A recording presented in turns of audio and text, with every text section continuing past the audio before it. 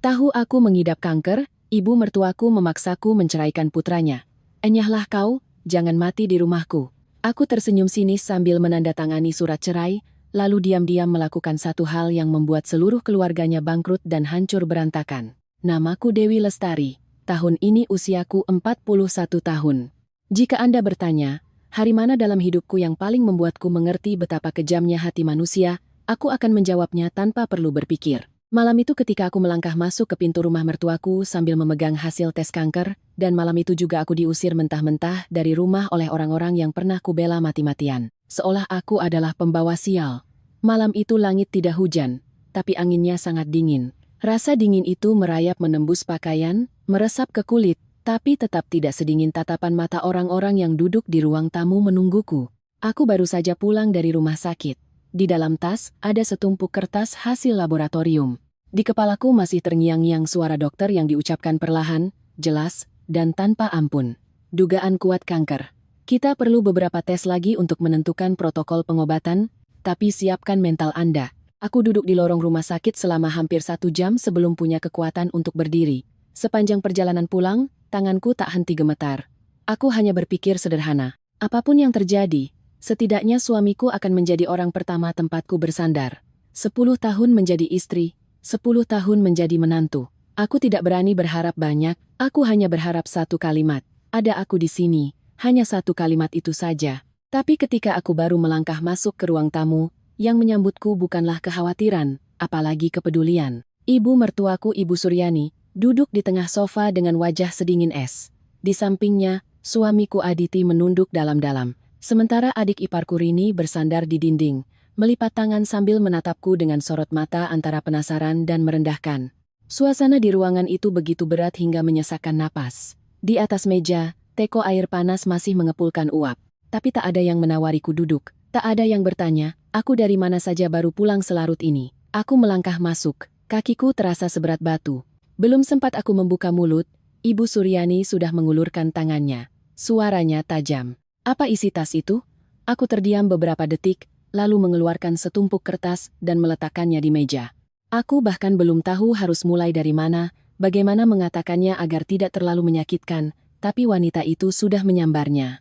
Dia membolak-balik beberapa lembar. Matanya bergerak cepat seolah sedang memeriksa strok belanja. Bukan hasil pemeriksaan medis seorang manusia. Belum selesai membaca, dia membanting tumpukan kertas itu ke meja. Brak! Lalu dia mengangkat wajahnya menatapku. Sudut bibirnya terangkat membentuk senyum yang dinginnya membuatku merinding. Keluarga ini tidak punya uang untuk memelihara orang yang mau mati. Ceraikan dia. Aku pikir aku salah dengar. Saat itu telingaku terasa berdengung karena stres seharian. Aku berdiri mematung di tengah ruang tamu, menatap lekat ibu mertuaku. Tidak percaya seorang wanita yang rajin pergi ke pengajian dan selalu berbicara soal kebaikan bisa mengucapkan kalimat seperti itu kepada menantunya sendiri. Aku menoleh ke arah Aditya. Aku tidak lagi melihat ibu mertuaku. Aku menatap pria yang telah tidur bersamaku selama 10 tahun. Pria yang pernah kujuali semua perhiasan pernikahanku untuk menyelamatkannya saat usahanya rugi besar. Pria yang kupikir setidaknya masih punya sedikit rasa kemanusiaan sebagai suami. Tapi Aditya tidak menatapku. Dia menunduk. Kedua tangannya saling bertaut. Keningnya berkerut seolah dialah yang paling menderita. Ibu Suryani tidak memberiku waktu untuk bernapas. Dia meraih selembar kertas yang sudah disiapkan dari bawah bantal sofa dan melemparkannya ke tengah meja. Tanda tangani. Itu surat cerai. Enyahlah dari rumah ini sebelum kau mati di sini. Aku tidak mau rumah ini kena sial darimu. Aku menatap surat cerai yang tergeletak di atas meja. Seluruh tubuhku mati rasa. Ternyata mereka sudah menyiapkannya. Ternyata malam saat aku pulang membawa hasil diagnosis penyakitku, mereka tidak menungguku untuk menghibur. Mereka hanya menunggu untuk menyingkirkanku secepat mungkin. Yang paling menyakitkan bukanlah penyakitnya, yang paling menyakitkan adalah saat kau bahkan belum sempat jatuh, orang lain sudah takut kau akan mengotori lantai rumah mereka. Rini yang berdiri di sampingnya bahkan menambahkan, suaranya datar. Benar kata ibu, Mbak sakit begini di sini cuma akan menyusahkan seluruh keluarga. Menyusahkan. Aku mendengar dua kata itu dan kepalaku berdengung. Selama 10 tahun ini, siapa yang begadang merawat ayah mertua saat beliau terkena stroke ringan? Siapa yang gali lubang tutup lubang mencari pinjaman saat Aditi rugi investasi? Siapa yang pagi bekerja, sore pulang memasak, mengurus rumah, menyiapkan sesajen untuk upacara adat, membeli obat-obatan, tanpa pernah mengeluh satu kali pun.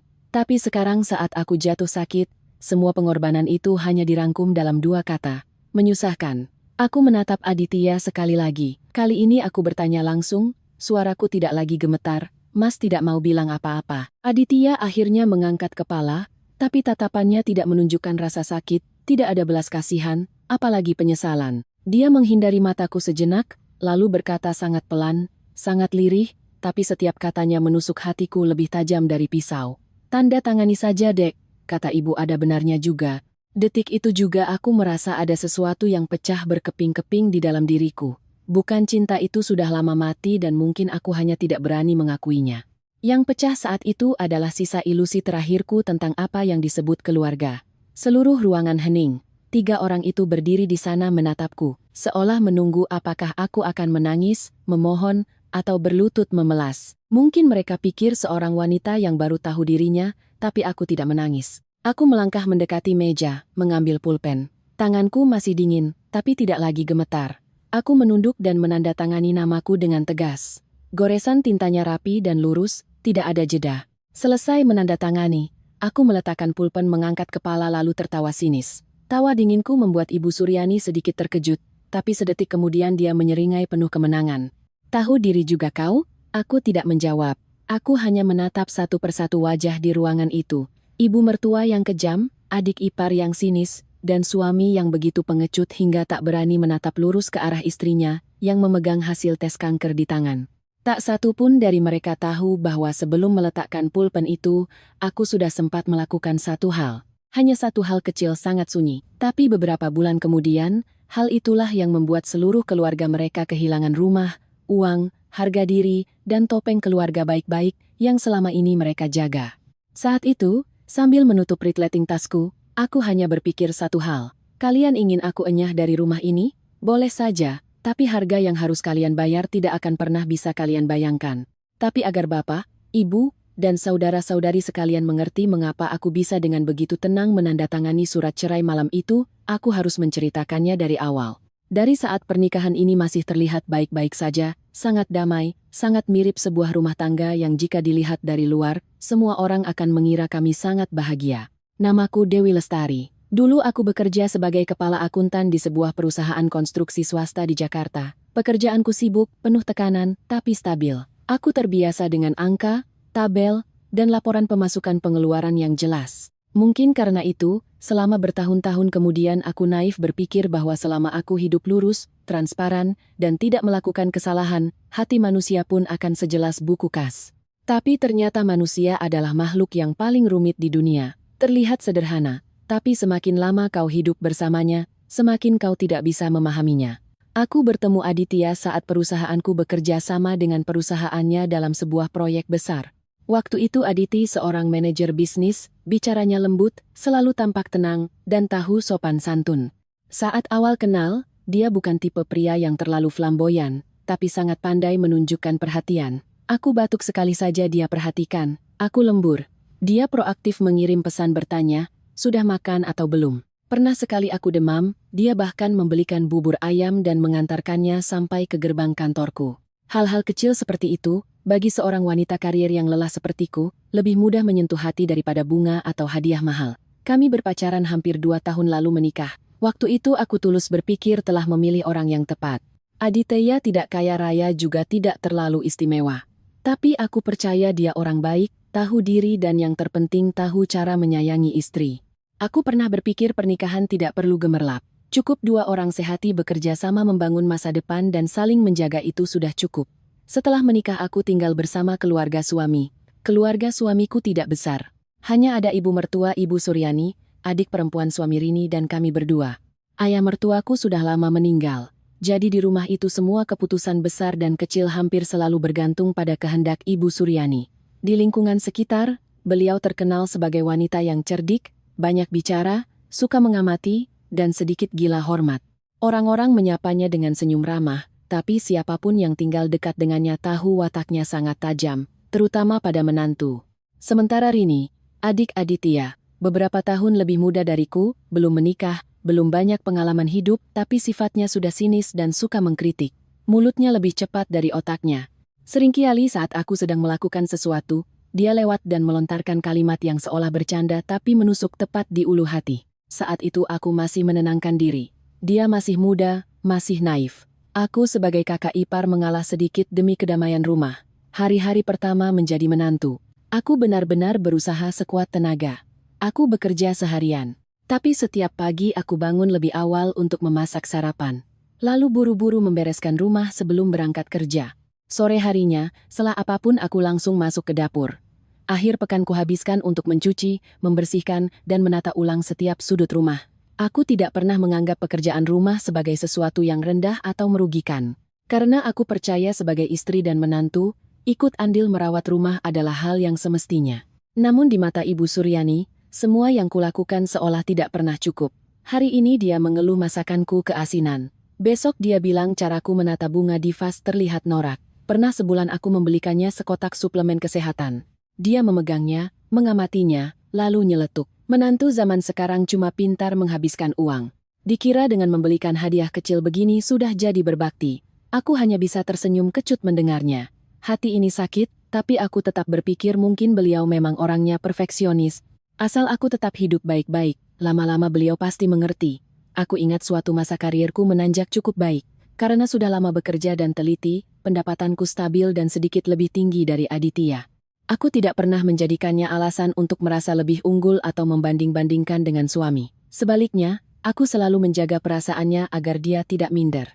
Gaji, bonus, semua diam-diam kugunakan untuk menopang kebutuhan rumah tangga. Aku berkontribusi lebih banyak tanpa pernah mengungkitnya. Bahkan cicilan KPR rumah yang kami tinggali bersama penanggung utamanya adalah aku, saat baru menikah, rumah itu masih dalam masa angsur. Di bulan-bulan saat penghasilan Aditi seret, aku diam-diam mengambil uangku untuk menambalinya. Setiap bulan selalu lunas tepat waktu, tidak pernah sampai ditegur oleh bank. Aku tidak pernah membicarakan hal itu dengan Ibu Suryani, apalagi di depan Rini. Aku takut jika aku ceritakan beliau akan menuduhku pamer dan merasa besar kepala karena punya sedikit uang lebih. Banyak malam saat berbaring, aku berkata pada diri sendiri, mungkinlah hidup. Aku tidak butuh ucapan terima kasih, tidak butuh pujian, cukup seluruh keluarga sedikit mengerti saja. Itu sudah cukup. Aku pernah naif percaya bahwa di dunia ini ketulusan akan dibalas dengan ketulusan. Jika kita hidup dengan baik, cepat atau lambat orang lain akan melihatnya. Aku tidak menyangka ada orang-orang yang semakin kita mengalah padanya. Mereka semakin menganggap kebaikan kita sebagai hal yang wajar. Dan ada rumah tangga yang semakin keras kita coba bangun saat runtuh nanti. Yang pertama kali menimpuk kita sampai mati justru kepercayaan yang pernah kita tanam di sana. Tahun-tahun pertama setelah menikah, meski ibu mertua galak dan adik ipar nyinyir, aku masih bisa menghibur diri bahwa selama suami istri sehati semua akan baik-baik saja. Tapi dalam kehidupan pernikahan, yang paling menakutkan bukanlah pertengkaran besar, melainkan perasaan bahwa orang yang tidur di sampingmu mulai berubah sedikit demi sedikit setiap hari. Hingga saat kau menoleh ke belakang, kau baru sadar dia bukan lagi suamimu sekitar. Tarah, kadang alasannya bertemu klien, kadang ada rekan bisnis dari luar kota yang harus diajak makan malam. Aku seorang akuntan, terbiasa melihat pola, terbiasa memperhatikan hal-hal yang berulang. Awalnya seminggu sekali, 2 kali, lama-lama hampir setiap malam, ada saja alasannya. Kadang aku sudah selesai memasak dari jam 30 malam, menunggu sampai jam 00, dia belum juga pulang. Aku kirim pesan bertanya. Jawabannya singkat, Mas sibuk, kamu dan ibu makan duluan saja. Aku masih mencoba berpikir positif. Laki-laki bekerja di luar, tekanannya lebih besar, itu wajar. Tapi yang membuatku mulai curiga bukan hanya soal pulang malam, tapi sejak suatu waktu, ponsel Aditi seolah menempel di tangannya. Dulu dia bisa meletakkan ponsel di meja dan lupa membawanya saat mandi. Tapi sejak saat itu, dari bangun tidur sampai mau tidur lagi, ponselnya tidak pernah lepas. Mandi pun dibawa ke kamar mandi, tidur pun diletakkan terbalik di bawah bantal. Pernah sekali aku tidak sengaja memegangnya untuk membantu membersihkan layar. Dia langsung merebutnya kembali. Mulutnya tersenyum, tapi matanya tidak. Jangan sentuh ponsel kerja, Mas, nanti salah hapus pesan penting. Bahkan kata sandi ponselnya pun dia ganti. Dulu aku tahu bukan untuk memata-matai. Hanya saja sebagai suami istri kadang butuh saling bantu membuka jika ada keperluan. Tapi sejak hari itu dia menggantinya dengan kata sandi baru tanpa memberitahuku. Aku melihatnya dan ada sesuatu yang mengganjal di hatiku seperti kerikil kecil yang tersangkut di dada, tidak bisa ditelan juga tidak bisa dikeluarkan. Lalu suatu kali hal yang paling kutakutkan pun muncul meski hanya sekilas seperti kedipan mata. Hari itu Aditi sedang berganti pakaian untuk pergi keluar. Ponselnya tergeletak di meja makan. Layarnya tiba-tiba menyala karena ada pesan masuk. Aku tidak sengaja melihat, tapi tulisan yang muncul terlalu jelas. Hanya dengan melirik pun terlihat, pengirimnya disimpan dengan nama Vina. Isinya hanya 3 kata singkat. Aku kangen kamu. Aku tertegun. Sendok sayur yang kupegang tiba-tiba terasa berat. Hatiku nyeri sekali, sangat nyata, sangat sakit. Bukan sakit karena terkejut, tapi sakit karena semua yang selama ini coba kupungkiri tiba-tiba tersusun menjadi sebuah gambaran yang begitu jelas. Tak terbantahkan lagi. Tepat saat itu, Aditi keluar dari kamar. Melihatku berdiri di dekat meja, dia langsung melesat mengambil ponselnya begitu cepat hingga seperti menyambar. Aku menatap lurus ke wajahnya dan bertanya sangat pelan, "Vina itu siapa?" Hanya satu pertanyaan, tapi reaksi Aditi seperti aku baru saja menghinanya. Wajahnya langsung berubah masam, suaranya membentak, "Cuma rekan kerja. Kamu jangan mengada-ada." Mengada-ada. Aku mendengarnya dan merasa sedih. Sekaligus dingin. Jika benar hanya rekan kerja, kenapa dia harus sepanik itu? Kenapa harus mengganti kata sandi? Kenapa harus merebut ponsel dari tanganku seolah menyembunyikan barang bukti? Tapi aku tidak berdebat lebih jauh. Aku hanya diam-diam berbalik, karena aku tahu bertanya saat itu pun sia-sia. Orang yang sudah berniat menyembunyikan sesuatu akan selalu menemukan cara untuk berbohong. Sejak hari itu, Aditi semakin menjaga jarak dariku. Dia tidak lagi makan malam bersamaku seperti dulu. Kalaupun duduk di meja makan, dia hanya menunduk makan secepatnya lalu pergi. Aku bertanya satu kalimat, dia menjawab setengah. Aku cerita soal pekerjaan, soal pasar, soal tagihan listrik dan air. Dia hanya bergumam, "Hem-hem," seolah mendengarkan sekadarnya. Ada malam-malam di mana kami duduk berhadapan. Tapi aku merasa jarak di antara kami lebih jauh daripada dengan orang asing di jalan. Rumahnya masih sama, meja makannya masih sama, tapi kehangatan keluarga sudah entah sejak kapan mendingin. Ibu mertuaku pun mulai menunjukkan gelagat aneh. Beliau tidak lagi memakiku terang-terangan seperti dulu, tapi beralih ke cara melirik, tersenyum sinis, dan menyindir.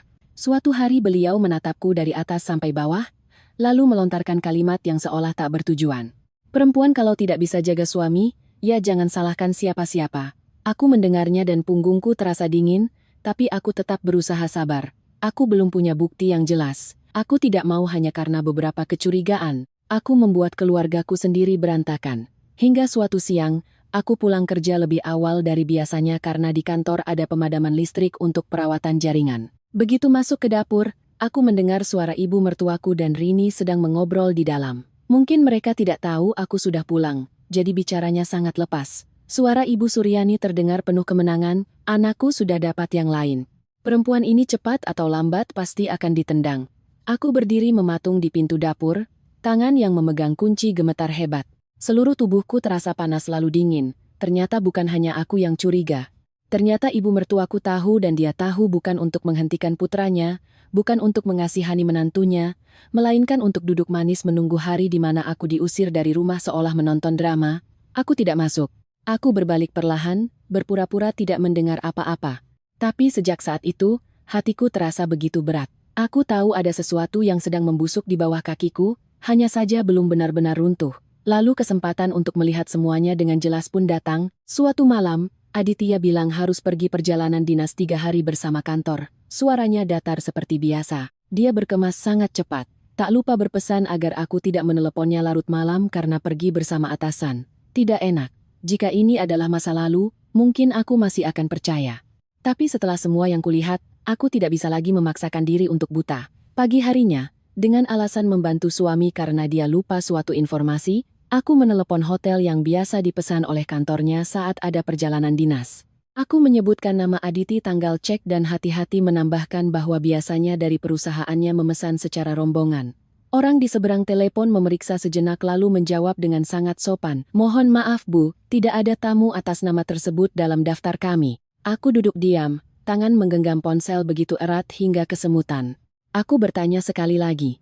Jawabannya tetap sama. Tidak ada nama Aditi. Tidak ada perjalanan dinas. Sampai di situ, aku tidak bisa lagi membohongi diriku sendiri. Suamiku punya wanita lain. Satu-satunya yang belum ku ketahui adalah sejak kapan dia mengkhianatiku dan sejauh mana semuanya telah terjadi. Sejujurnya, sejak menelet-let dan tidak menemukan nama Aditya dalam daftar tamu, hatiku sudah punya jawaban. Tapi manusia memang aneh. Meski tahu akan sakit, kita tetap mencoba menundanya sedikit. Seolah menunda percaya sehari akan mengurangi rasa sakitnya sehari. Aku tidak langsung mengamuk. Aku tetap pergi bekerja, tetap memasak, tetap membereskan rumah seperti biasa. Tapi sejak saat itu, di dalam diriku selalu ada bara api yang menyala diam-diam, tidak bisa meledak, tapi juga tidak bisa padam. Lalu hari di mana aku melihat semuanya dengan mata kepalaku sendiri pun tiba. Hari itu perusahaanku selesai bekerja lebih awal karena klien mengubah jadwal. Langit belum benar-benar gelap, jalanan masih dihiasi sisa-sisa sinar senja. Kendaraan masih ramai. Aku mengemudi pelan melewati area pusat kota, lalu tanpa sengaja melihat mobil Aditya terparkir tepat di depan sebuah kafe dengan kaca besar. Aku langsung mengenalinya. Plat nomor itu, warna mobil itu. Gantungan kecil berbentuk tasbih di spion yang dulu aku sendiri yang membelikannya. Tidak mungkin salah. Saat itu aku masih mencoba berkata pada diri sendiri, mungkin dia sedang bertemu klien. Tapi entah kenapa jantungku berdebar sangat kencang, begitu kencang hingga tangan yang memegang setir pun gemetar. Aku menepikan mobil di seberang jalan, duduk diam beberapa detik sebelum berani mengangkat kepala dan melihat ke dalam kafe melalui kaca transparan. Dan aku melihat Aditya, dia tidak duduk sendirian. Di hadapannya ada seorang gadis muda. Rambutnya bergelombang ringan mengenakan gaun berwarna cerah, bibir merah, wajahnya masih sangat muda. Belakangan aku baru tahu namanya Vina. Saat itu dari balik kaca, aku hanya melihat Aditya sedang menunduk dan tersenyum padanya. Senyum yang sudah sangat lama tidak kulihat di wajah suamiku.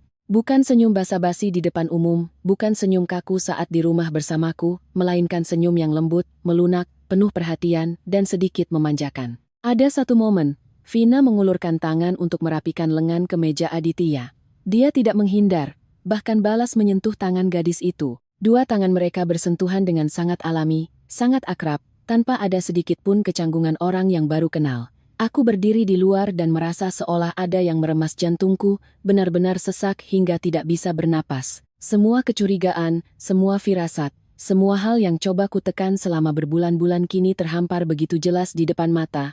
Tidak ada lagi celah untuk menyangkal. Aku sempat berpikir akan menyerbu masuk. Aku pernah membayangkan jika suatu hari aku memergoki mereka, aku akan menuntut penjelasan, akan membalik meja, akan membuat seisi kafe tahu siapa mereka. Tapi tidak. Saat itu tiba, aku justru tidak melakukan apa-apa. Aku hanya berdiri menatap beberapa detik lagi, cukup untuk memastikan diriku tidak bisa membohongi diri sendiri lagi. Lalu aku berbalik dan pergi. Langkahku saat itu terasa ringan sekaligus berat. Aku tidak menangis di jalan. Mungkin lukanya terlalu dalam, air mata pun tak sempat keluar. Aku mengemudi pulang seperti mayat hidup. Sepanjang perjalanan, di kepalaku hanya ada satu pertanyaan. Sudah berapa tahun aku hidup dengan pria ini, tapi baru hari ini aku benar-benar melihat siapa dia. Malam itu, Aditya pulang sangat larut. Saat dia masuk ke rumah, aku sedang duduk di ruang tamu. Lampu tidak kunyalakan terang. Hanya satu lampu kuning redup di sudut ruangan. Dia tampak sedikit terkejut melihatku masih terjaga. Tapi yang membuatku lebih mual adalah aroma parfum wanita yang mengeluar dari tubuhnya. Tidak terlalu menyengat, tapi cukup jelas. Aroma manis yang asing bukan jenis parfum yang kupakai. Aditya melepas sepatu sambil bertanya basa-basi, "Kamu belum tidur?" Aku menatap lurus ke arahnya. Tidak berputar-putar, tidak menyelidik, tidak punya tenaga lagi untuk berpura-pura menjadi istri yang sabar. Aku bertanya terus terang, "Mas, punya orang lain kan?" Aditya terdiam, hanya sesaat, tapi aku melihatnya dengan jelas. Lalu dia berdiri diam, tidak langsung menyangkal seperti biasanya, juga tidak marah menuduhku mengada-ada. Dia diam selama beberapa detik, cukup untuk membuatku mengerti bahwa dia tahu aku sudah tahu semuanya. Setelah itu dia mengangkat kepala, suaranya dingin dan kejam. "Iya, memangnya kenapa aku sudah menyiapkan diri untuk berbagai macam reaksi, menyangkal, marah, berkelit, membela diri. Tapi aku tidak menyangka dia akan mengakuinya dengan begitu enteng. Hanya 3 kata. Iya, memangnya kenapa? Seolah pernikahan 10 tahun ini tidak ada harganya. Seolah orang yang berdiri di hadapannya bukan istrinya, melainkan pengganggu yang merepotkan. Aku berdiri mematung di tengah ruang tamu. Semua di sekitarku terasa menjauh. Telingaku berdengung. Aku tidak ingat apa lagi yang kutanyakan. Hanya ingat Aditya menatapku dengan sorot mata bosan lalu menambahkan, "Mas capek, jangan dibesar-besarkan." Dibesar-besarkan. Aku tertawa tanpa suara. Yang selingkuh adalah dia. Yang berkhianat adalah dia. Tapi pada akhirnya yang diingatkan untuk jangan dibesar-besarkan adalah, Tapi yang membuatku lebih sakit dari pengakuannya adalah reaksi ibu mertuaku. Mungkin karena mendengar percakapan kami yang tegang, Ibu Suryani keluar dari kamarnya. Rini juga ikut mengintip di belakangnya. Aku sudah tidak ingin lagi menjaga harga diri siapapun, jadi aku langsung berkata di depan mereka berdua. Dewi baru saja tanya Mas Aditya. Dia mengaku punya orang lain. Aku masih ingat jelas. Saat itu aku masih berharap meski hanya sedikit bahwa setidaknya ibu mertuaku akan menganggap ini salah. Setidaknya beliau akan merasa malu atas nama putranya. Tapi tidak, Ibu Suryani hanya menyeringai sinis senyum orang yang mendengar cerita yang sama sekali tidak ada hubungannya dengannya, lalu melontarkan kalimat datar. Laki-laki memang begitu, kalau kamu tidak bisa jaga suami, salahkan dirimu sendiri. Aku menoleh menatapnya dan tubuhku terasa dingin. Belum sempat aku berkata apa-apa, Rini sudah menyela, suaranya setajam cuka, bahkan sudah tua. Wajar kalau Maskari yang lain. Perempuan itu dinilai dari bisa atau tidaknya menjaga suami. Dua kalimat itu seperti dua tamparan keras di wajahku. Tidak, ini lebih sakit dari tamparan. Tamparan hanya sakit di kulit. Tapi kata-kata itu merobek harga diri seorang wanita yang telah berusaha hidup baik-baik, berusaha sabar, berusaha menopang rumah ini selama bertahun-tahun. Saat itulah aku benar-benar mengerti satu hal. Bukan hanya Aditya yang mengkhianatiku, seluruh keluarga ini sudah sejak lama berpihak padanya. Mereka tahu, mereka menerima, bahkan mereka menganggap itu hal biasa. Itu salahku. Itu alasan untuk menenggelamkanku lebih dalam. Aku berdiri di tengah ruang tamuku sendiri dan tiba-tiba merasa seperti orang asing. Tapi sesakit apapun malam itu aku belum memutuskan untuk bercerai. Bukan karena aku masih mencintai Aditya, tapi karena di hatiku masih ada satu ganjalan besar, satu masalah lain yang lebih berat daripada perselingkuhannya. Dan masalah itulah yang tak lama kemudian mendorong semuanya ke titik di mana tidak ada lagi jalan untuk kembali. Setelah malam konfrontasi tentang perselingkuhan Aditi, aku tidak punya tenaga lagi untuk berdebat. Semua di rumah berjalan seperti biasa, tapi di hatiku ada beban yang sangat berat. Aku makan tidak enak, tidur tidak nyenyak. Pagi hari, tubuhku selalu terasa lemas seperti habis begadang semalaman. Awalnya kupikir mungkin karena aku terlalu syok, jadi aku lelah, tapi rasa lelah itu tidak hilang. Ia menempel padaku setiap hari terus-menerus dan diam-diam. Ada pagi-pagi di mana aku baru berdiri dari tempat tidur sudah merasa pusing, jalan beberapa langkah, jantungku berdebar kencang, tangan dan kaki lemas. Suatu hari di kantor, kepalaku tiba-tiba sakit seperti dihantam palu, pandanganku menggelap. Rekan kerjaku harus memapahku ke ruang istirahat. Semua orang menyarankanku untuk periksa ke dokter, tapi aku selalu menolaknya. Kupikir mungkin aku hanya kelelahan karena stres beberapa bulan ini. Hingga suatu hari saat sedang mencuci piring di dapur, aku tiba-tiba merasakan perutku mulas dengan aneh. Bukan sakit ma atau sakit perut biasa, melainkan rasa nyeri yang samar tapi sangat dalam dan tidak nyaman. Aku harus berpegangan pada wastafel untuk bisa tetap berdiri. Keringat dingin mengalir di tengkukku. Saat itulah untuk pertama kalinya aku benar-benar merasa takut. Pagi harinya aku izin tidak masuk kerja untuk pergi ke dokter. Aku tidak memberitahu, Aditya juga tidak ibu mertuaku. Aku memesan ojek online sendiri ke rumah sakit. Membawa tas berisi beberapa hasil tes kesehatan rutin dari kantor. Seluruh pagi itu adalah rangkaian panjang penantian, tes darah, USG, dan pemeriksaan lainnya. Aku duduk di lorong rumah sakit yang serba putih, melihat orang lalu lalang dengan hati hampa. Mungkin ketika seseorang belum tahu apa yang menantinya, rasa takutnya masih samar. Tapi semakin lama menunggu, kesamaran itu justru semakin menakutkan. Sore harinya, dokter memanggilku ke ruangannya. Beliau seorang pria parubaya. Bicaranya pelan dan tatapannya sangat hati-hati. Hanya dengan melihat caranya meletakkan tumpukan berkas di meja, hatiku sudah terasa dingin. Beliau memintaku duduk. Lalu setelah hening beberapa saat, beliau berkata sangat pelan, "Saya harap Anda siap secara mental. Hasil sementara menunjukkan Anda mengidap kanker stadium awal. Kami perlu melakukan beberapa tes lagi untuk menentukan protokol pengobatan yang spesifik, tapi kemungkinannya sangat besar." Aku tidak ingat berapa lama aku duduk di sana. Aku hanya ingat saat itu semua di sekitarku terasa menjauh. Suara kipas angin, suara kertas, suara langkah kaki di lorong, semuanya seolah tenggelam dalam lapisan air yang tebal. Aku melihat mulut dokter bergerak, tapi tidak bisa mendengar satu kata pun lagi. Kanker. Dua kata itu berputar-putar di kepalaku seperti palu yang terus menghantam pelipisku. Aku tidak pernah membayangkan akan mendengar kalimat itu. Aku masih bekerja, masih memasak, masih membereskan rumah, masih menahan semua perlakuan di rumah mertuaku. Aku pernah berpikir hidup mungkin tidak adil padaku dalam urusan suami yang selingkuh, mertua yang kejam, atau masalah keuangan. Tapi aku tidak pernah berpikir tubuhku sendiri akan mengkhianatiku di saat seperti ini. Saat keluar dari ruang dokter, kakiku lemas. Aku harus duduk di bangku taman rumah sakit untuk waktu yang sangat lama. Orang-orang berlalu lalang. Ambulans meraung di kejauhan. Sinar matahari sore menembus sela-sela dedaunan. Semuanya masih berjalan normal. Hanya hidupku yang baru saja jatuh ke dalam lubang tanpa dasar. Aku duduk di sana.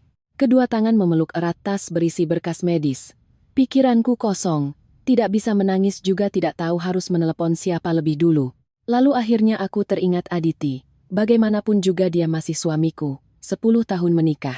Meski dia berkhianat, meski dia jahat, di lubuk hatiku yang terdalam, aku masih menyimpan sedikit harapan bahwa saat mendengar berita ini, mungkin hatinya akan luluh. Mungkin sisi kemanusiaannya masih tersisa sedikit. Aku tidak berharap dia akan memelukku dan menangis. Aku hanya berharap saat aku menunjukkan hasil tes itu, dia akan bertanya satu kalimat. Dokter bilang apa? Hanya satu kalimat itu saja. Aku sampai di rumah saat hari sudah mulai gelap. Aditya sedang duduk di ruang tamu. Matanya terpaku pada ponsel. Melihatku pulang, dia hanya mengangkat kepala sekilas, lalu menunduk lagi. Sikap acuh tak acuhnya membuat hatiku nyeri, tapi aku tetap berusaha tenang. Aku meletakkan tas, mengeluarkan setumpuk hasil tes, dan meletakkannya di meja. Aku berkata dengan suara serak, hari ini aku ke dokter. Aditya tidak langsung menjawab. Dia melirik tumpukan kertas itu, lalu menatap wajahku dengan sorot mata sedikit kesal. Seolah aku mengganggunya di saat yang tidak tepat. Aku menelan ludah, mencoba melanjutkan. Dokter bilang, aku kena kanker stadium awal. Kalimat itu keluar dari mulutku, tapi rasanya seperti orang lain yang mengatakannya. Aku menatap Aditya, menunggu reaksinya, menunggu kening yang berkerut. Sebuah pertanyaan, sedikit kebingungan pun tak apa. Tapi tidak, Aditi hanya duduk diam, wajahnya muram. Tidak ada belas kasihan, tidak ada kepanikan, hanya ekspresi kesal yang sangat jelas. Seolah dia baru saja mendengar satu lagi masalah merepotkan menimpanya. Dia mengambil beberapa lembar kertas, melihatnya sekilas, lalu meletakkannya kembali di meja. Tidak bertanya kapan aku mulai merasakannya, tidak bertanya apa kata dokter, tidak bertanya apakah bisa disembuhkan. Dia hanya diam, tapi keheningan itu lebih dingin daripada makian. Rasanya seperti sebuah pintu dibanting tepat di depan wajahku. Tidak ada celah lagi. Malam itu, entah bagaimana, ibu mertuaku juga tahu. Beliau keluar dari kamarnya dengan suara melengking.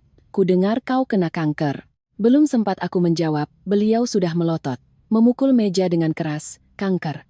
Rumah ini tidak sanggup membiayai penyakit seperti itu. Aku terperangah. Wajah Aditya masih sedingin es. Sementara Ibu Suryani semakin bersemangat, seolah baru saja menemukan alasan untuk membuang sebuah beban.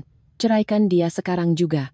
Jangan biarkan anakku menanggung utang penyakitmu. Rumahku tidak akan menampung orang penyakitan pembawa sial di sini. Aku menoleh ke arah Aditya. Dia berdiri tepat di samping ibunya. Cukup satu kata darinya, sekecil apapun semua akan berbeda.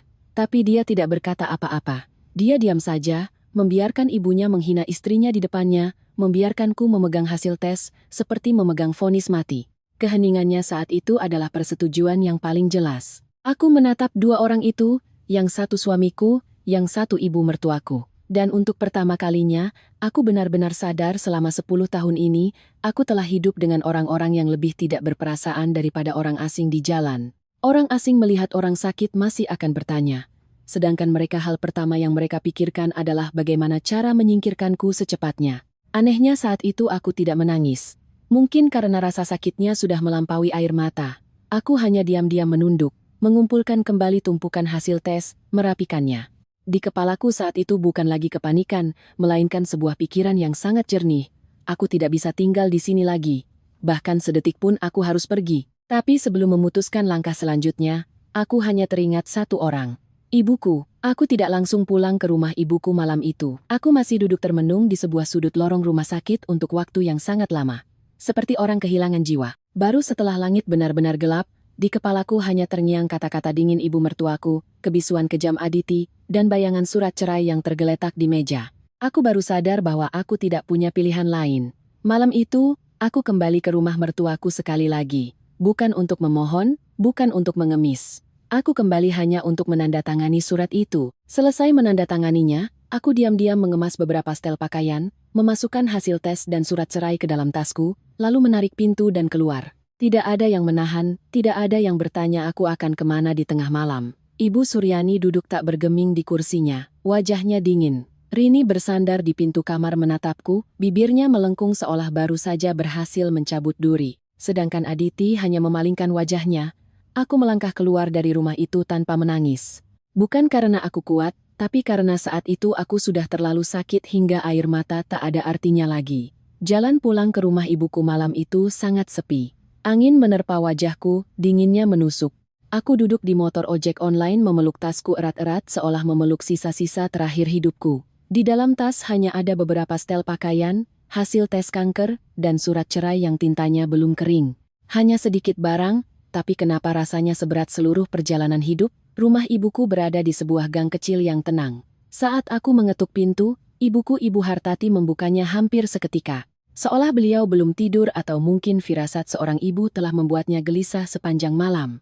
Begitu melihat wajahku, melihat penampilanku yang acak-acakan, wajahku yang pucat, dan tangan yang memegang tumpukan kertas kusut, beliau tidak langsung bertanya, tidak panik berteriak seperti yang kuayangkan.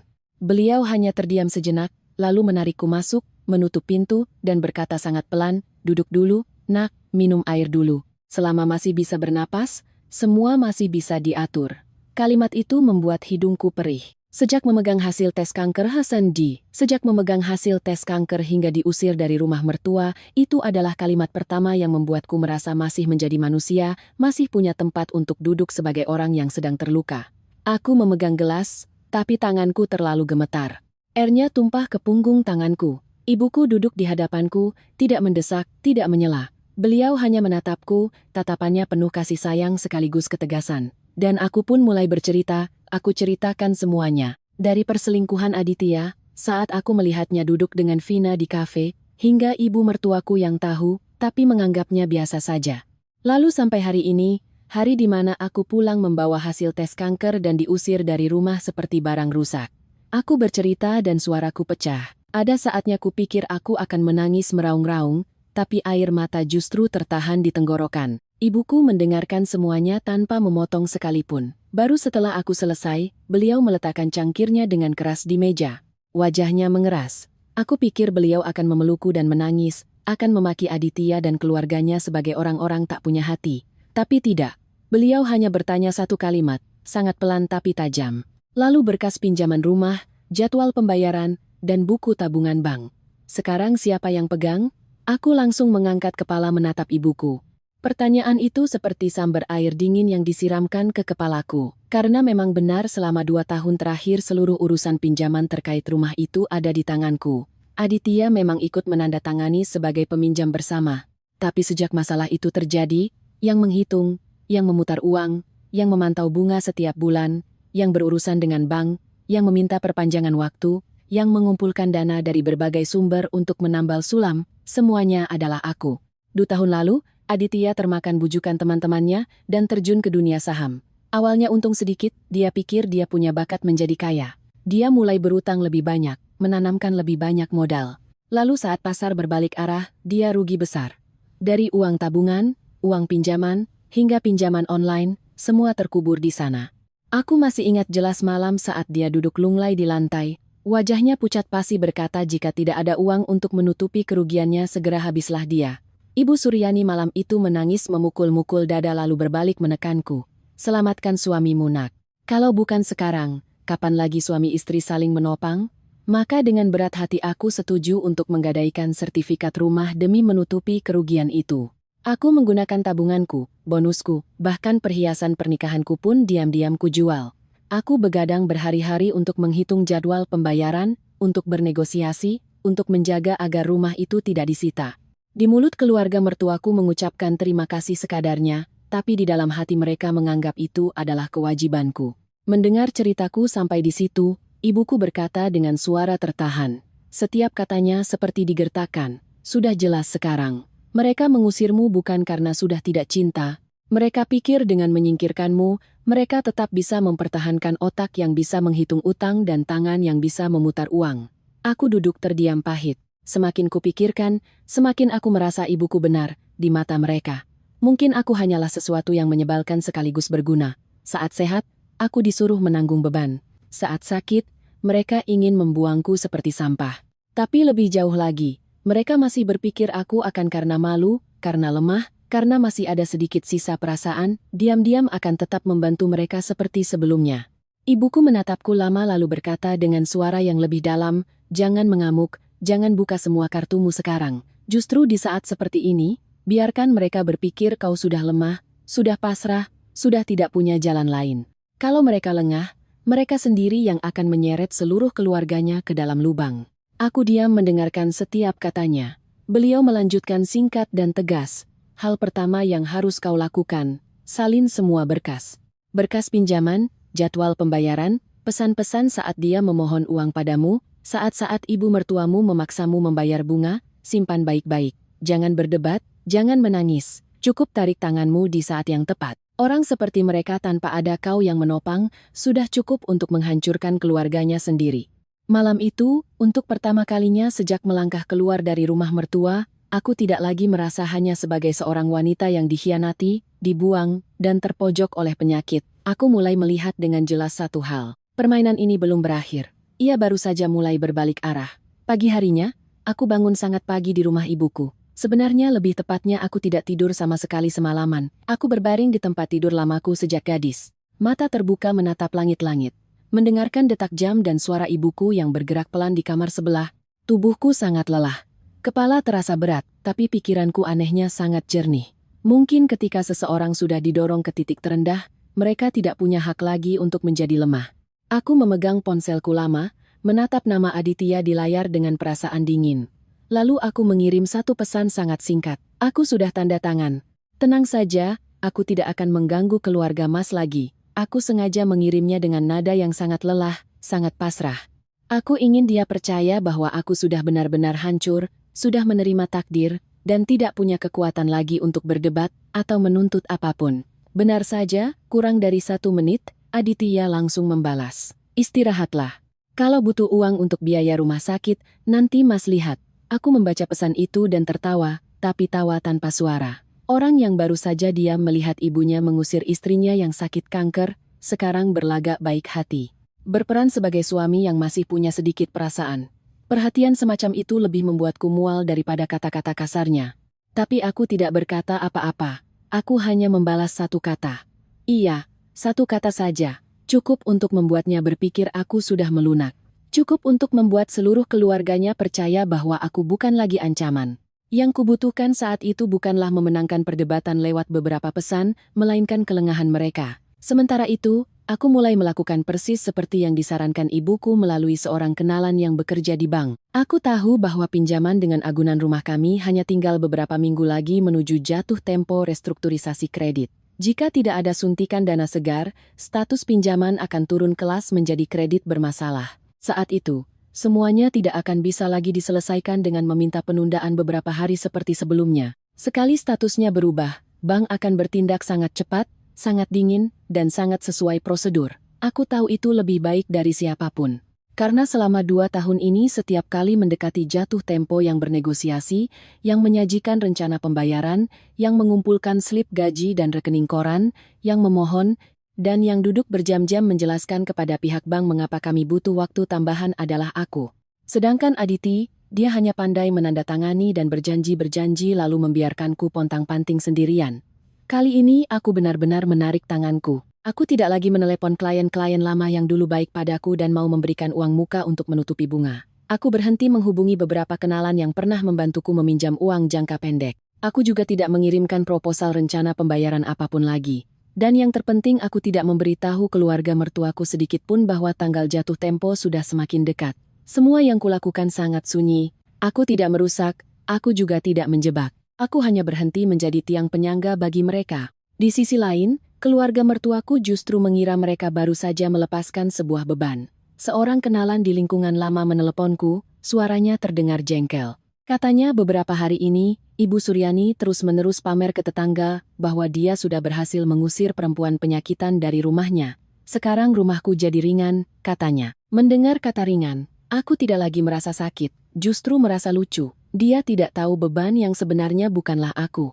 Beban yang sebenarnya tergeletak di dalam brankas, di dalam kotak masuk email bank, di dalam setiap surat perjanjian yang pernah kutulis sampai jam atau 3 pagi. Orang yang dia anggap sebagai pembawa sial di rumahnya justru adalah orang terakhir yang menjaga agar rumah itu tidak runtuh. Sementara Aditya semakin menunjukkan kebodohannya. Entah karena mengira aku sudah pasrah atau karena terbuai dalam kebebasan barunya, dia secara terbuka mengajak Vina makan, berbelanja, lalu membiarkan gadis itu memotret punggungnya dan mengunggahnya ke media sosial. Ada satu unggahan dengan keterangan yang terdengar norak dan sok puitis. Bersama orang yang tepat, hidup terasa damai. Aku melihatnya dan tidak lagi merasa cemburu. Aku hanya merasa Aditya begitu bodoh hingga menyedihkan. Seorang pria yang berdiri di tepi jurang, di bawah kakinya penuh utang, di atas kepalanya ada bank, di rumah ada ibu yang tidak tahu apa-apa, tapi masih sempat-sempatnya berperan sebagai kekasih romantis. Mungkin orang seperti dia bahkan saat tanah di bawah kakinya benar-benar retak pun masih akan berpikir dirinya berdiri tegak. Ibuku melihatku begitu tenang dan hanya mengangguk. Beliau berkata pelan, "Benar. Justru di saat seperti ini jangan cemburu." Perempuan cerdas itu membiarkan lawannya berpikir dia sudah kalah, lalu menontonnya tersandung sendiri. Aku mendengarkannya dan mengingatnya baik-baik. Beberapa hari kemudian, Aditya tiba-tiba meneleponku. Suaranya lebih lembut dari biasanya. Jenis kelembutan yang membuat orang tahu dia sedang ada maunya. "Dek, beberapa berkas bank yang dulu kamu simpan bisa tolong kirim ke Mas. Mas cari tidak ketemu." Aku memegang telepon, mendengar suaranya dan tahu persis ikan sudah mencium umpannya. Pasti dia sudah mulai membongkar-bongkar berkas, mulai menyentuh hal-hal yang dulu tidak pernah dia sentuh, dan menyadari bahwa kekosongan yang kutinggalkan tidak sekecil yang dia kira. Aku sengaja diam beberapa detik lalu menjawab dengan suara yang sangat pelan. "Aku sedang kontrol lagi, lelah sekali. Berkas Mas cari sendiri saja." Di seberang telepon hening sejenak, lalu Aditya mulai kesal. Nada manisnya tadi hilang sama sekali. "Jangan mempersulit Mas di saat seperti ini." Aku tersenyum sinis. Baru sekarang dia tahu rasanya dipersulit. Aku duduk tegak dan berkata perlahan. Setiap katanya jelas. "Waktu aku pegang hasil tes kanker, Mas juga tidak mempermudah aku." Selesai berkata, aku langsung menutup telepon. Aku tahu pukulan itu belum cukup kuat untuk membuat mereka panik seketika. Tapi aku juga tahu sejak saat itu, keluarga mertuaku mulai merasa ada yang tidak beres dan sekali orang merasa tidak aman. Suara sekecil apapun cukup untuk membuat mereka terkejut. Kupikir setelah telepon hari itu, Aditya masih akan mencoba menjaga gengsinya beberapa hari lagi. Tapi ternyata ketika seseorang terdesak, gengsi itu tipis sekali. Hanya 3 hari kemudian, keluarga mertuaku datang langsung ke rumah ibuku. Hari itu menjelang siang, aku sedang di dapur membantu ibu memetik sayur. Ketika mendengar suara sandal diseret di halaman, lalu suara Ibu Suryani yang lantang terdengar dari gerbang. Begitu keras hingga tetangga sebelah pun pasti mendengarnya. Anak ibu ini jahat sekali. Sudah mau cerai masih sengaja menahan surat-surat untuk menyusahkan anak saya. Belum sempat aku berdiri. Ibuku sudah berjalan lurus ke pintu. Beliau tidak panik. Juga tidak gugup seperti orang yang takut jadi bahan gunjingan. Beliau melangkah ke teras, berdiri tepat di depan pintu, tidak mempersilakan masuk, tidak menawarkan kursi, hanya menatap 3 orang di depannya dengan tatapan dingin. Ibu Suryani hari itu mengenakan setelan bunga-bunga berwarna merah mencolok, wajahnya dipoles bedak tebal, mungkin berniat datang untuk membuat keributan. Di sampingnya ada Aditi, wajahnya cemberut tapi masih mencoba terlihat tenang. Dan Rini, dia berkacak pinggang. Matanya liar memandang sekeliling seolah takut tetangga tidak tahu keluarganya sedang cari masalah. Ibuku yang angkat bicara lebih dulu. Suaranya tidak keras tapi setegas baja. "Rumah saya tidak menerima orang yang kemarin mengusir anak saya karena takut dia mati dan mengotori rumah, tapi hari ini datang untuk meminta bantuan." Kalimat itu membuat wajah Ibu Suryani pucat seketika. Tapi orang seperti dia semakin malu justru semakin meninggikan suara. Dia mengangkat dagu dan berkata seperti membentak, "Ini urusan saya mendidik menantu. Ibu tidak punya hak ikut campur." Ibuku mendengarnya dan hanya tersenyum sinis. Senyum orang yang terlalu paham isi hati lawannya. "Sejak Anda melemparkan surat cerai ke wajah anak saya, dia bukan lagi menantu Anda. Sekarang Anda pakai status apa datang ke sini membentak-bentak?" Aku duduk di dalam rumah mendengarnya dan rasanya lega sekali. Ternyata perasaan ada yang membelamu, menyuarakan rasa sakitmu. Rasanya begitu pedih sekaligus hangat, tapi aku belum keluar. Aku ingin lihat sejauh mana lagi keluarga mertuaku akan bertindak tak tahu malu. Benar saja, melihat cara keras tidak mempan pada ibuku, Aditya langsung mengubah nada. Dia maju setengah langkah, menatap ke dalam rumah dan memanggil, Dewi, Mas butuh berkas pinjaman yang lama dan jadwal pertemuan dengan bank. Tolong berikan urusan kita selesaikan baik-baik. Aku mengelap tangan di bajuku lalu perlahan melangkah keluar. Aku tidak berdiri di dekat ibu, juga tidak bersembunyi di belakangnya. Aku maju ke tengah teras, menatap lurus ke wajah pria yang pernah tidur bersamaku selama 10 tahun, lalu bertanya sangat pelan. Waktu Mas diam mendengarkan ibumu menyuruhku, ya, apa Mas pernah berpikir akan ada hari di mana Mas harus menunduk, meminta tolong pada orang yang baru saja Mas tendang keluar dari pintu? Aditi terdiam. Belum sempat dia berkata apa-apa. Rini sudah maju dengan sinis. Mbak, jangan drama deh. Cuma beberapa lembar kertas saja. Aku langsung menoleh padanya, memotong cepat beberapa lembar kertas. Kamu tahu tidak, hanya karena salah satu huruf telat 1 hari, rumah kalian bisa disita. Kalimat itu baru saja selesai. Ketiganya langsung terdiam. Aku perhatikan baik-baik. Di mata Aditya ada kilatan panik yang sangat jelas. Hanya sekilas, tapi cukup untuk membuatku tahu dugaanku tidak salah. Dia belum berani jujur pada ibu dan adiknya tentang kondisi utang yang sebenarnya. Dia masih mencoba mempertahankan topeng bahwa semua masih terkendali untuk menipu keluarganya sendiri. Ibu Suryani yang tadinya berkoar-koar kini mulai mengubah nada. Beliau menatapku, wajahnya penuh selidik. Maksudmu apa? Aku menatap lurus ke arahnya. Setiap kataku ucapkan perlahan. Maksud saya, rumah yang sedang kalian tinggali itu tidak seaman yang kalian kira. Aditi langsung membentak jelas untuk membungkamku. Diam kamu. Aku menoleh padanya, tersenyum sinis dan dingin. Kenapa? Takut ibumu tahu kalau selama 2 tahun ini Mas menggadaikan rumah lalu diam-diam pinjam lagi untuk main saham? Kalimat itu seperti petir di siang bolong. Ibu Suryani langsung menoleh pada putranya. Wajahnya pucat pasi. Apa katanya? Aditya, kamu bilang apa? Aditya tergagap. Bibirnya bergerak tapi tak ada suara yang keluar. Keringat di pelipisnya terlihat jelas. Sementara Rini hanya bisa membelalakan mata menatap kakaknya. Lalu ibunya seolah baru pertama kali tahu bahwa di bawah kakinya bukan lantai semen, melainkan mulut jurang. Tapi aku belum berhenti. Sudah sampai di titik ini, aku tidak ingin lagi menjaga harga diri siapapun. Aku menatap lurus ke arah mereka bertiga, lalu mengucapkannya dengan penekanan di setiap kata.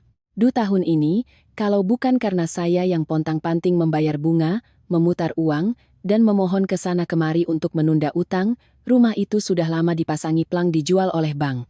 Mendengar itu, Ibu Suryani seperti orang gila. Beliau menoleh dan memukul-mukul bahu Aditya. Kamu bilang apa yang dia katakan itu benar? Apa yang kamu sembunyikan dariku? Kamu bisu ya? Rini ikut menarik-narik tangan kakaknya. Panik. Mas, ngomong dong. Kenapa rumah kita digadaikan? Kenapa aku tidak tahu apa-apa? Aditi terdesak hingga hanya bisa membentak. Pulang dulu nanti dibicarakan. Tapi sudah terlambat. Rahasia yang coba dia simpan rapat-rapat selama ini sudah meledak di halaman rumah ibuku. Aku melihat Ibu Suryani berubah dari angkuh menjadi panik.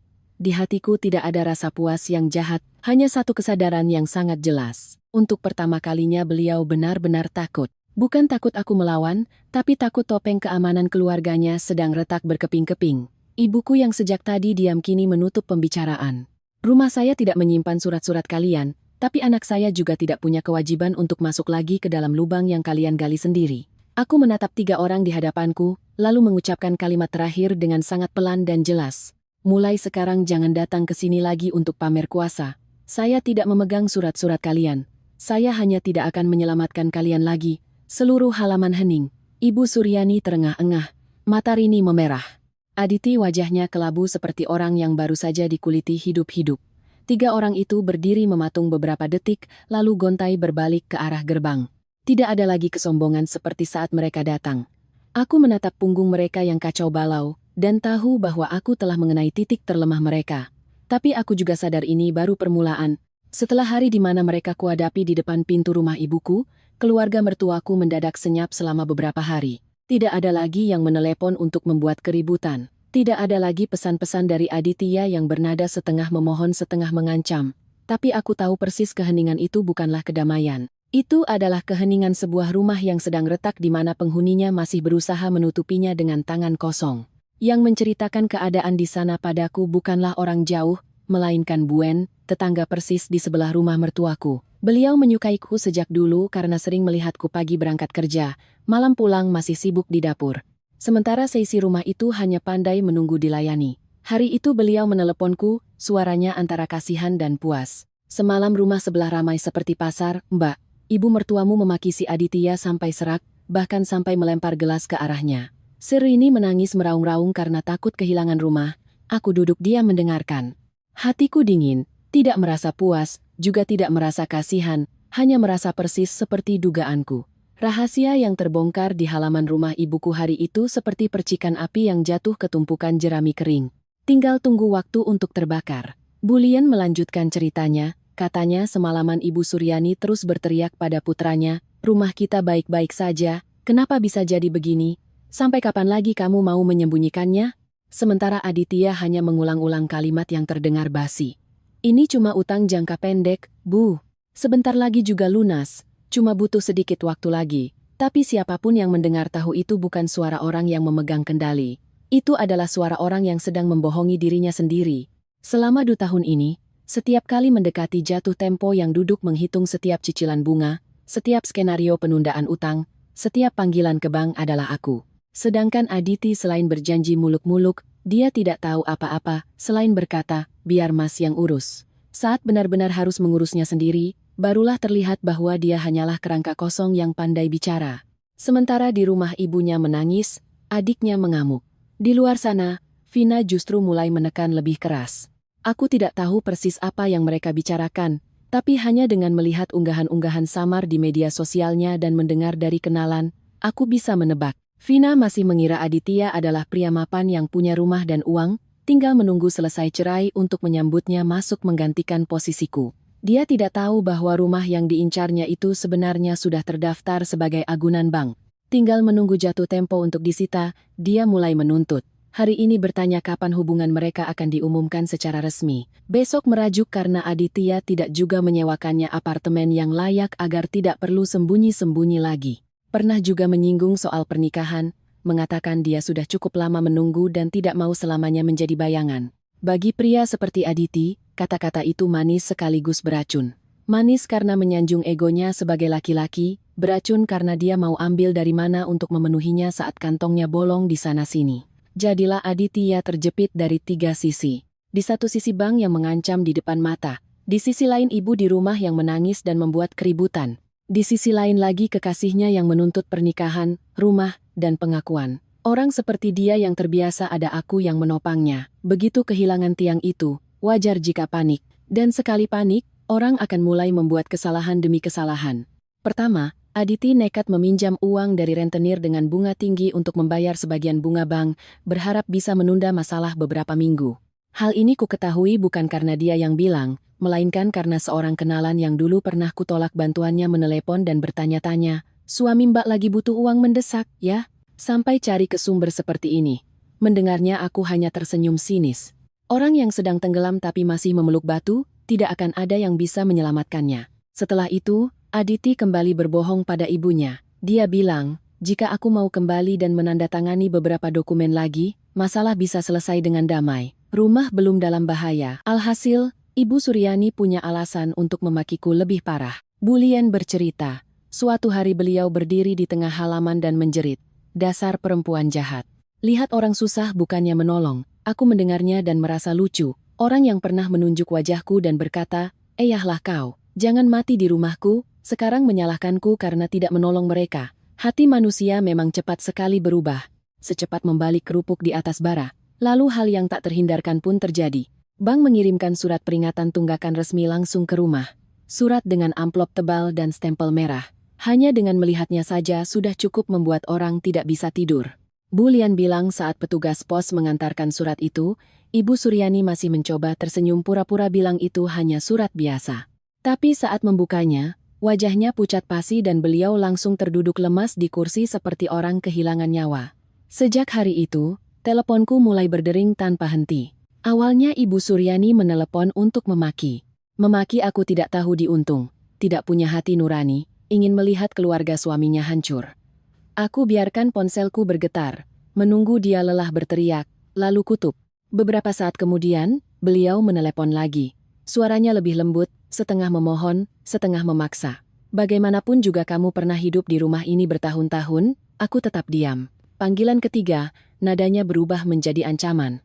Kalau sampai rumahku hilang, aku tidak akan membiarkanmu hidup tenang. Kali itu aku baru mengangkatnya. Aku tidak berteriak, tidak tertawa, hanya menjawab satu kalimat. Waktu mengusir saya, apa ibu pernah berpikir untuk membiarkan saya hidup tenang? Di seberang sana, hening?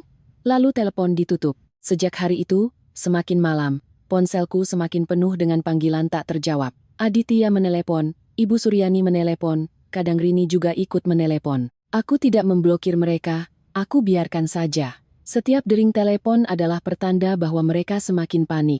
Ibuku melihat daftar panggilan di layar ponselku dan berkata dengan tenang, belum saatnya. Biarkan mereka takut dulu. Orang baru akan berterima kasih pada pelampung saat sudah tenggelam sampai leher. Tepat di saat yang sama, aku kembali ke rumah sakit untuk pemeriksaan lebih lanjut. Berbeda dengan perasaan hancur total saat pertama kali ini aku masuk ke ruang dokter dengan mental yang berbeda. Aku tidak lagi merasa sebagai terdakwa yang menunggu vonis. Aku merasa seperti orang yang berdiri di ambang hidup dan mati, tapi setidaknya masih punya hak untuk menggenggam tanganku sendiri. Hasil kali ini tidak separah yang dibesar-besarkan oleh keluarga mertuaku. Dokter menjelaskan dengan sangat detail bahwa penyakitku terdeteksi cukup dini. Masih ada harapan pengobatan yang baik jika aku mengikuti protokol dengan disiplin dan menjaga pikiran tetap stabil. Aku duduk mendengarkannya. Tenggorokanku tercekat. Bukan karena takut lagi, tapi karena untuk pertama kalinya setelah sekian lama aku melihat secercah cahaya di depanku. Berita itu seolah menarikku kembali dari tepi jurang.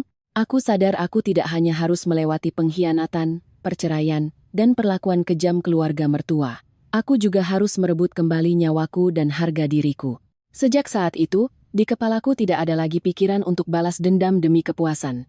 Tidak, aku tidak perlu berteriak untuk menang. Aku ingin melancarkan satu serangan yang cukup dalam, cukup jelas. Agar orang-orang itu tidak punya celah lagi untuk menyalahkan orang lain, tidak punya kesempatan lagi untuk berperan sebagai korban. Aku ingin mereka membuka topeng mereka sendiri. Hari-hari berikutnya, aku tidak lagi hanya duduk menunggu keluarga mertuaku berbuat salah. Karena semakin kulihat, semakin aku mengerti satu hal. Bagi orang seperti Aditi, kejahatannya tidak berhenti pada pengkhianatan atau mengusirku saat aku sakit.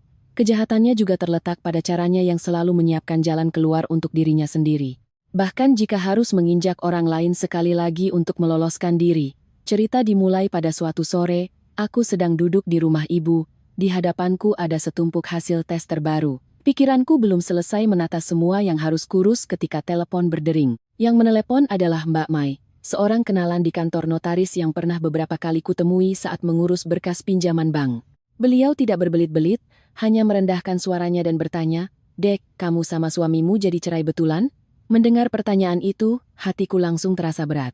Aku menjawab singkat, "Iya mbak."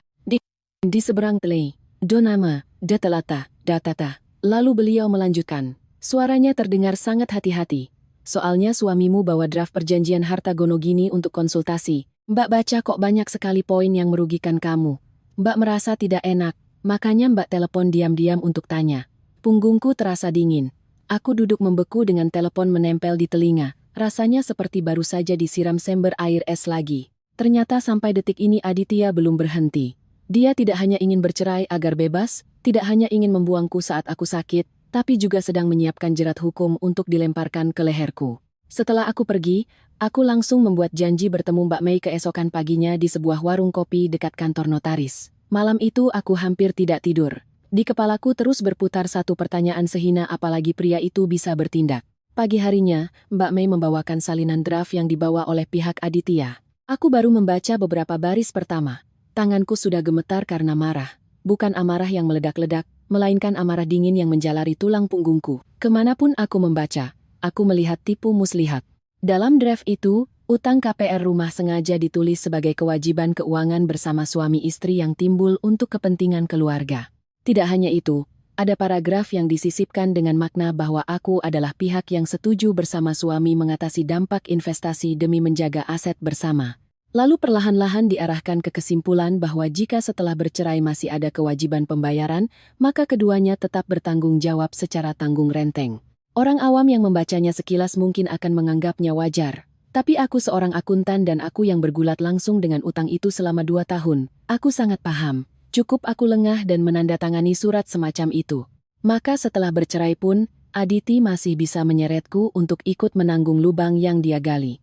Dia yang selingkuh, dia yang bodoh berinvestasi, dia yang asal berhutang, Tapi di saat-saat terakhir dia masih mencari cara legal untuk membuatku ikut membayarnya. Aku memegang salinan kertas itu. Tanganku mengepal begitu erat hingga ujungnya kusut. Yang paling membuatku sakit bukan lagi rasa terkejut. Setelah semua yang terjadi, aku tidak lagi asing dengan kelicikan Aditya. Yang membuatku sakit adalah setelah sekian tahun menikah, di saat aku sakit, hal pertama yang paling cepat dia pikirkan adalah bagaimana cara melimpahkan beban padaku. Bukan khawatir bagaimana aku akan bertahan hidup, bukan bertanya apakah aku bisa diobati, melainkan bagaimana caranya agar jika dia jatuh, aku harus ikut jatuh bersamanya. Sore itu aku menceritakan semuanya pada ibuku. Beliau duduk diam sangat lama, mendengarkan tanpa menyela. Baru setelah aku selesai, beliau menghela napas perlahan dan berkata, "Sudah jelas. Kamu tidak perlu bertindak banyak lagi. Biarkan saja dia berakting. Orang seperti ini karena terlalu serakah akan membuka belangnya sendiri." Aku menatap ibuku dan hatiku perlahan menjadi tenang. Benar.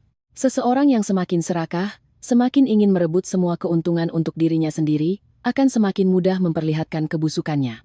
Masalahnya bukan lagi aku harus berdebat dengannya kalimat per kalimat. Masalahnya adalah aku harus menyiapkan bukti yang cukup, yang bersih, dan yang kuat agar saat kebenaran terungkap, mereka tidak punya celah lagi untuk menyangkal. Maka sejak hari itu, aku dan ibu mulai mengumpulkan kepingan-kepingan bukti. Aku mencetak semua rekening koran yang menunjukkan transfer dari rekeningku untuk membayar cicilan. Aku mencari kembali pesan-pesan saat Aditya memohon-mohon padaku untuk menyelamatkannya. Pesan-pesan di mana dia berjanji cuma kali ini saja. "Sayang, Mas akan berubah. Mas tidak akan membuatmu susah lagi." Aku bahkan menyimpan rekaman suara saat Ibu Suryani memaksaku menjual perhiasan pernikahan untuk membayar bunga. Aku menyiapkan satu bundel dokumen terpisah yang membuktikan bahwa investasi saham adalah keputusan Aditya sendiri. Aku sama sekali tidak terlibat. Lalu aku kumpulkan lagi bukti-bukti perselingkuhan Aditya saat dia masih berencana melimpahkan utang padaku. Semuanya kususun dalam map-map terpisah. Kutempel label yang jelas. Semakin kulakan, pikiranku semakin jernih. Ada luka yang jika sudah terlalu lama dirasakan, tidak lagi membuat orang menangis. Ia membuat orang menjadi dingin, ringkas, dan justru keringkasan itulah yang menakutkan. Aku juga meminta bantuan seorang teman lama dari masa kuliah yang kini menjadi pengacara untuk meninjau seluruh situasinya. Dia membaca setiap lembar dokumen dengan teliti, menanyakan beberapa detail, lalu bersandar di kursinya dan berkata padaku dengan sangat terus terang, "Jika kamu tenang dan melangkah dengan benar, kamu tidak hanya akan lolos dari utang kotor ini, tapi juga bisa membuktikan bahwa pihak sana sengaja melakukan penipuan aset saat proses cerai. Saat itu yang harus takut bukan kamu." Kalimat itu seperti paku terakhir yang menancap di benakku. Aku tidak lagi ragu.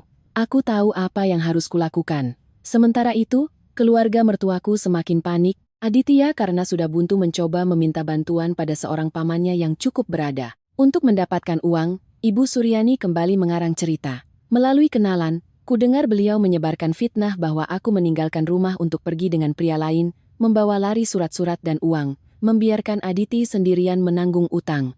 Mendengarnya aku hanya tersenyum sinis. Memang wataknya tidak pernah berubah. Jika salah, dia menyalahkan orang lain.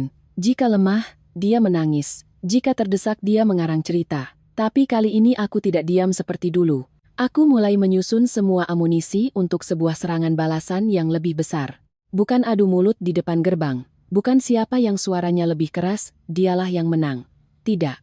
Aku ingin kebenaran meledak tepat di hadapan orang-orang yang selama ini digunakan oleh keluarga mertuaku untuk menjaga gengsi, untuk pamer, untuk membangun topeng keluarga baik-baik mereka. Dan kesempatan itu datang sangat cepat. Akhir pekan itu, Ibu Suryani mengadakan tahlilan untuk almarhum kakek Aditya. Beliau mengundang seluruh keluarga besar dari kedua belah pihak. Kudengar acaranya dibuat lebih besar dari biasanya. Sebagian untuk menjaga muka setelah semua kejadian belakangan ini, sebagian lagi untuk memanfaatkan kesempatan mengeluh, menjelek-jelekanku, dan meminta bantuan kerabat untuk menyelamatkan rumah.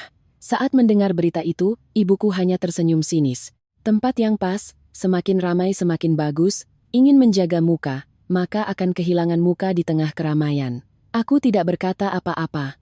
Aku hanya membuka map tipisku, melihat setiap tumpukan kertas yang tersusun rapi di dalamnya. Rekening koran, draft pelimpahan utang, bukti chat perselingkuhan, rekaman suara, surat peringatan dari bank. Semua hal yang mereka kira bisa dikubur kini terhampar di hadapanku, jelas dan dingin.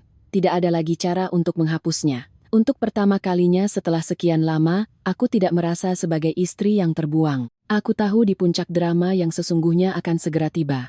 Dan kali ini aku tidak akan melangkah ke sana sebagai perempuan malang yang mereka usir. Aku akan melangkah masuk sebagai orang yang memegang seluruh kebenaran. Cukup untuk meruntuhkan topeng keluarga terhormat yang telah mereka sandang selama bertahun-tahun. Di hari tahlilan itu, aku bangun sangat pagi. Bukan karena gugup, tapi karena hatiku terasa aneh. Sangat tenang hingga aku sendiri merasa takut. Ketenangan orang yang sudah melewati ambang batas rasa sakit, yang sudah tidak punya apa-apa lagi untuk ditakutkan. Aku memilih satu setelan pakaian sederhana berwarna kalem, tanpa riasan, tanpa perhiasan. Aku tahu hari itu aku datang bukan untuk adu penampilan dengan siapapun. Aku datang untuk meletakkan kebenaran di tempatnya. Sebelum aku pergi, ibuku hanya menatapku lama dan berkata, "Bicaralah secukupnya." Tapi sekali bicara, bicaralah sampai mereka tidak bisa membantah. Aku mengangguk. Di tanganku ada map tipis berisi semua hal yang coba disembunyikan, diputarbalikkan, dan dilimpahkan oleh keluarga mertuaku kepadaku selama ini. Setiap langkahku keluar rumah, aku tahu persis tujuanku. Bukan ke sebuah acara tahlilan, melainkan ke panggung di mana mereka memilih untuk melanjutkan sandiwara keluarga terhormat mereka di depan sanak saudara. Rumah mertuaku hari itu memang lebih ramai dari biasanya. Mobil dan motor parkir penuh di sepanjang gang. Di halaman beberapa tenda besar terpasang. Para pria duduk di teras, para wanita sibuk di dalam. Suara piring, suara sapaan, dan suara tawa bercampur aduk terdengar sangat meriah. Jika hanya dilihat dari luar, siapapun akan mengira ini adalah keluarga yang rukun, acara yang ramai, anak cucu berkumpul. Tapi cukup melangkah beberapa meter lebih dekat, mendengar lebih teliti, barulah terasa bahwa di bawah kemeriahan palsu itu ada bau busuk dari sebuah kebohongan. Aku baru sampai di gerbang, sudah terdengar suara Ibu Suryani yang lantang dari dalam. Beliau sedang duduk di tengah-tengah para kerabat wanita. Wajahnya dibuat sedih, tangannya sesekali mengusap sudut mata seolah akan menangis. Keluarga saya ini memang tidak beruntung. Menantu saya itu setelah sakit malah menyalahkan semuanya pada anak saya. Dia pergi membawa semua surat-surat, tidak peduli lagi. Dan bukan itu saja, dia juga punya laki-laki lain di luar sana. Suaranya dibuat memelas dengan jeda dan penekanan di tempat yang pas, persis seperti orang yang sudah berlatih berkali-kali. Beberapa bibi yang duduk di sekelilingnya langsung bersimpati. Ada yang menggelengkan kepala, ada yang berdecak.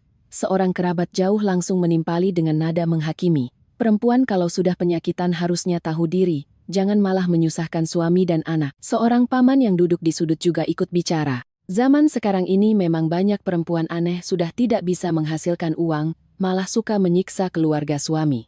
Aku berdiri di luar gerbang, mendengarkan setiap kalimat itu, dan hatiku tidak lagi terasa sakit. Rasanya aneh, seolah hatiku baru saja melewati kebakaran besar. Yang tersisa hanya abu, abu tidak bisa merasakan sakit. Hanya ada hawa panas yang samar di bawahnya. Aku menggenggam erat tali mapku, menarik napas dalam-dalam, lalu melangkah masuk. Entah siapa yang pertama kali melihatku. Yang jelas dari suasana yang begitu ramai, seluruh halaman mendadak hening. Keheningan yang tiba-tiba dan mencekat, seolah ada yang mencekik leher semua orang pada saat bersamaan. Semua mata tertuju ke arah gerbang. Aku berdiri di sana. Pakaianku sederhana. Wajahku mungkin masih pucat karena penyakit, tapi tatapanku sangat jernih dan lurus. Ibu Suryani adalah yang pertama bereaksi. Wajahnya yang tadi dibuat sedih langsung mengeras lalu berubah menjadi ekspresi kejam yang kukenal. "Masih punya muka juga kau datang ke sini?" Aku melangkah 2 langkah lagi ke dalam halaman. Suaraku tidak keras tapi jelas. "Saya datang untuk mendengar. Sampai sejauh mana lagi ibu mau mengarang cerita?" Kalimat itu baru saja selesai, Aditya langsung berdiri. Mungkin dia sendiri tidak menyangka aku akan muncul di saat seperti ini. Wajahnya sempat pucat, lalu berubah menjadi marah. "Siapa yang mengizinkanmu datang ke sini membuat keributan?" Aku menatap lurus ke wajah mantan suamiku, tersenyum sinis. "Tenang saja. Saya tidak akan membuat keributan. Saya hanya datang untuk mengembalikan kebenaran ke tempatnya." Seorang paman di antara kerabat yang melihat suasana tegang mencoba menengahi dengan nada senior. "Dewi, kalau ada masalah selesaikan baik-baik di dalam. Hari ini acara tahlilan. Jangan datang ke sini membuat onar." Aku menoleh pada paman itu dan berkata sangat pelan, "Justru karena hari ini tahlilan, maka semuanya harus dijelaskan. Saya tidak mau arwah yang didoakan harus mendengar fitnah yang dibuat untuk menutupi utang orang yang masih hidup." Seluruh halaman mulai berbisik-bisik. Beberapa orang yang duduk di depan saling pandang. Ada yang mulai sadar bahwa masalah ini tidak sesederhana cerita sedih Ibu Suryani tadi. Tapi beliau masih mencoba merebut panggung menunjuk lurus ke wajahku.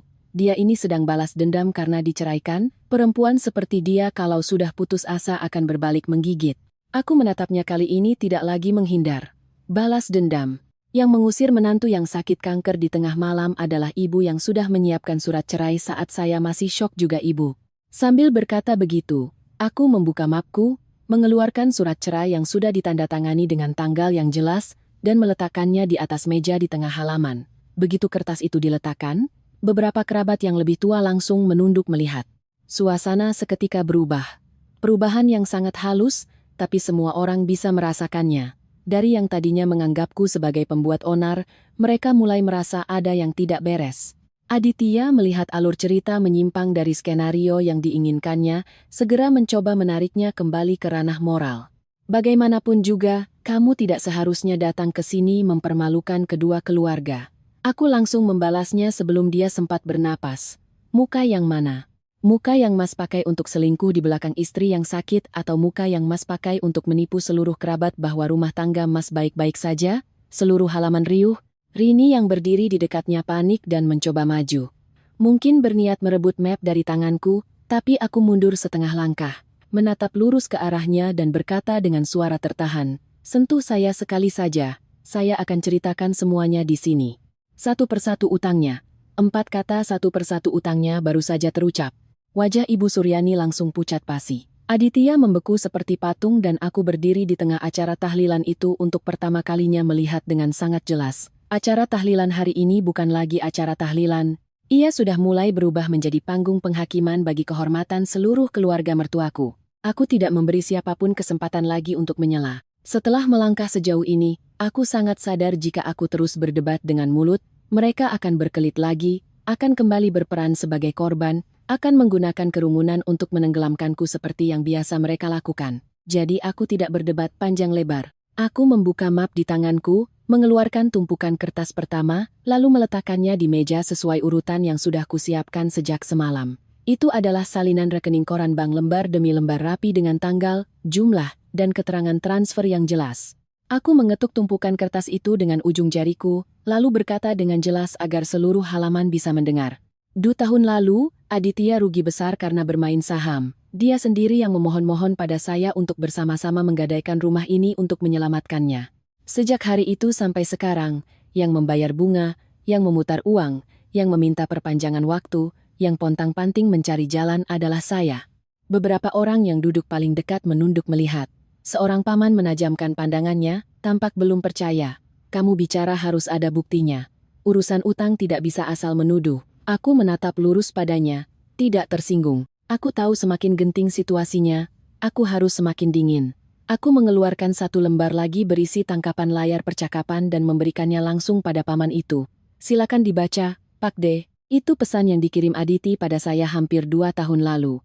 Hanya beberapa baris, tapi setiap katanya adalah suara seorang pengecut yang sedang memohon. Dewi, tolong Mas, kali ini Mas janji akan dengarkan kamu. Akun saham Mas sudah kena margin call. Kalau tidak ada uang untuk top up, Mas bisa habis. Kita kan suami istri. Kalau bukan kamu yang tolong Mas, siapa lagi? Paman itu selesai membaca dan langsung terdiam.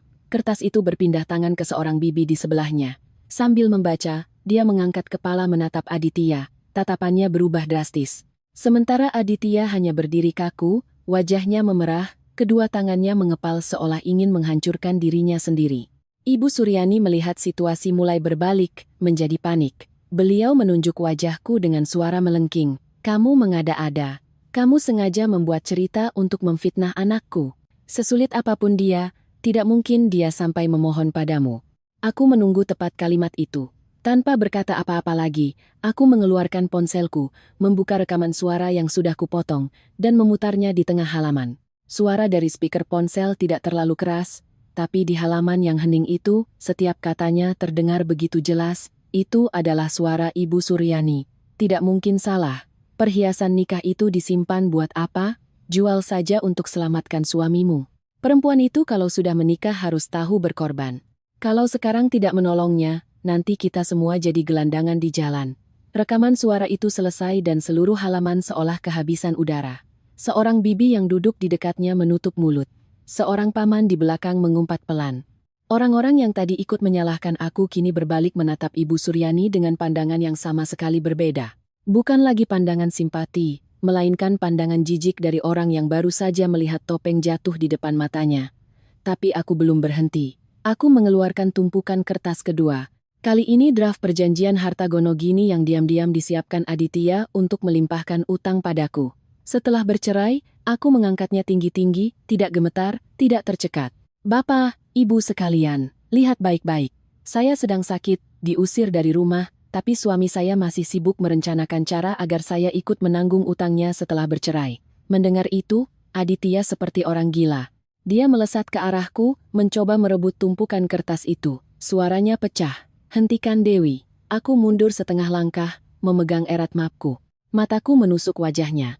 Takut waktu Mas konsultasi dengan pengacara untuk menipu saya, Mas tidak gemetar seperti ini. Kalimat itu seperti tamparan. Seorang paman yang berwatak keras langsung berdiri maju dan menepuk bahu Aditya dengan keras. Kamu ini laki-laki atau perampok? Istri sakit masih kau rencanakan untuk menanggung utangmu. Rini melihat kakaknya terpojok, panik mencoba membela. Bahkan juga istrinya, utang bersama ya harus ditanggung bersama. Dong. Aku langsung menoleh dan memotongnya dengan suara sedingin pisau. Utang bersama apa? Siapa yang main saham? Siapa yang pinjam uang ke rentenir? Siapa yang membiayai selingkuhan?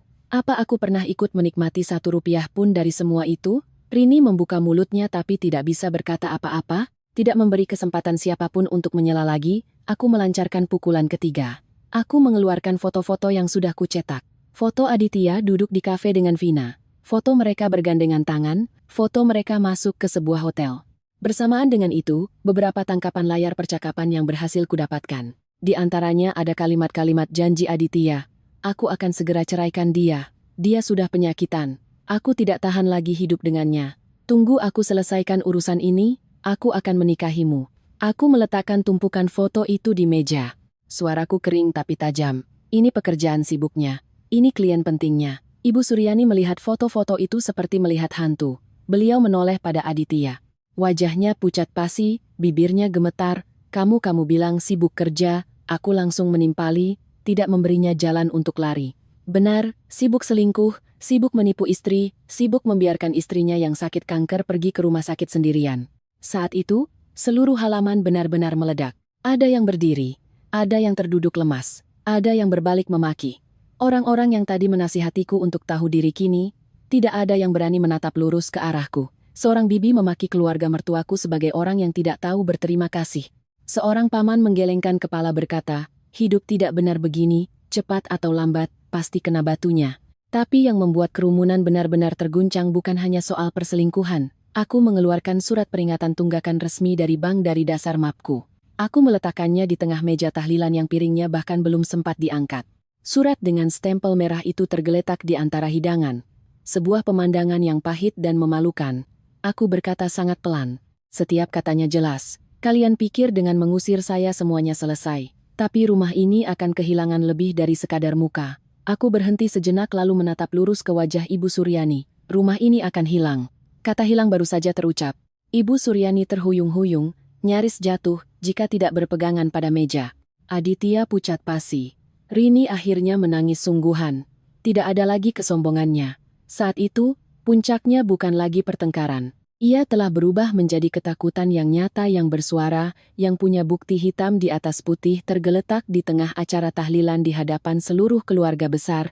Aku baru saja menyelesaikan kalimatku, tiba-tiba dari luar gerbang terdengar suara desitan rem mobil yang sangat keras.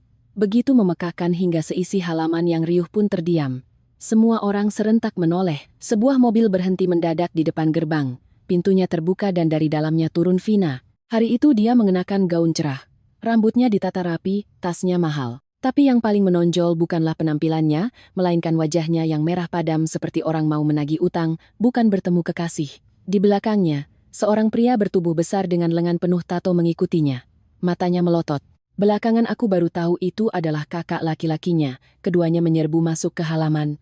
Suasana yang sudah keruh menjadi semakin kacau. Vina tidak menyapa siapapun, tidak peduli pada kerabat yang duduk memenuhi halaman. Dia menunjuk lurus ke wajah Aditya, suaranya melengking karena marah. Kamu bilang sama aku mau cerai. Rumah beres tinggal tanda tangan.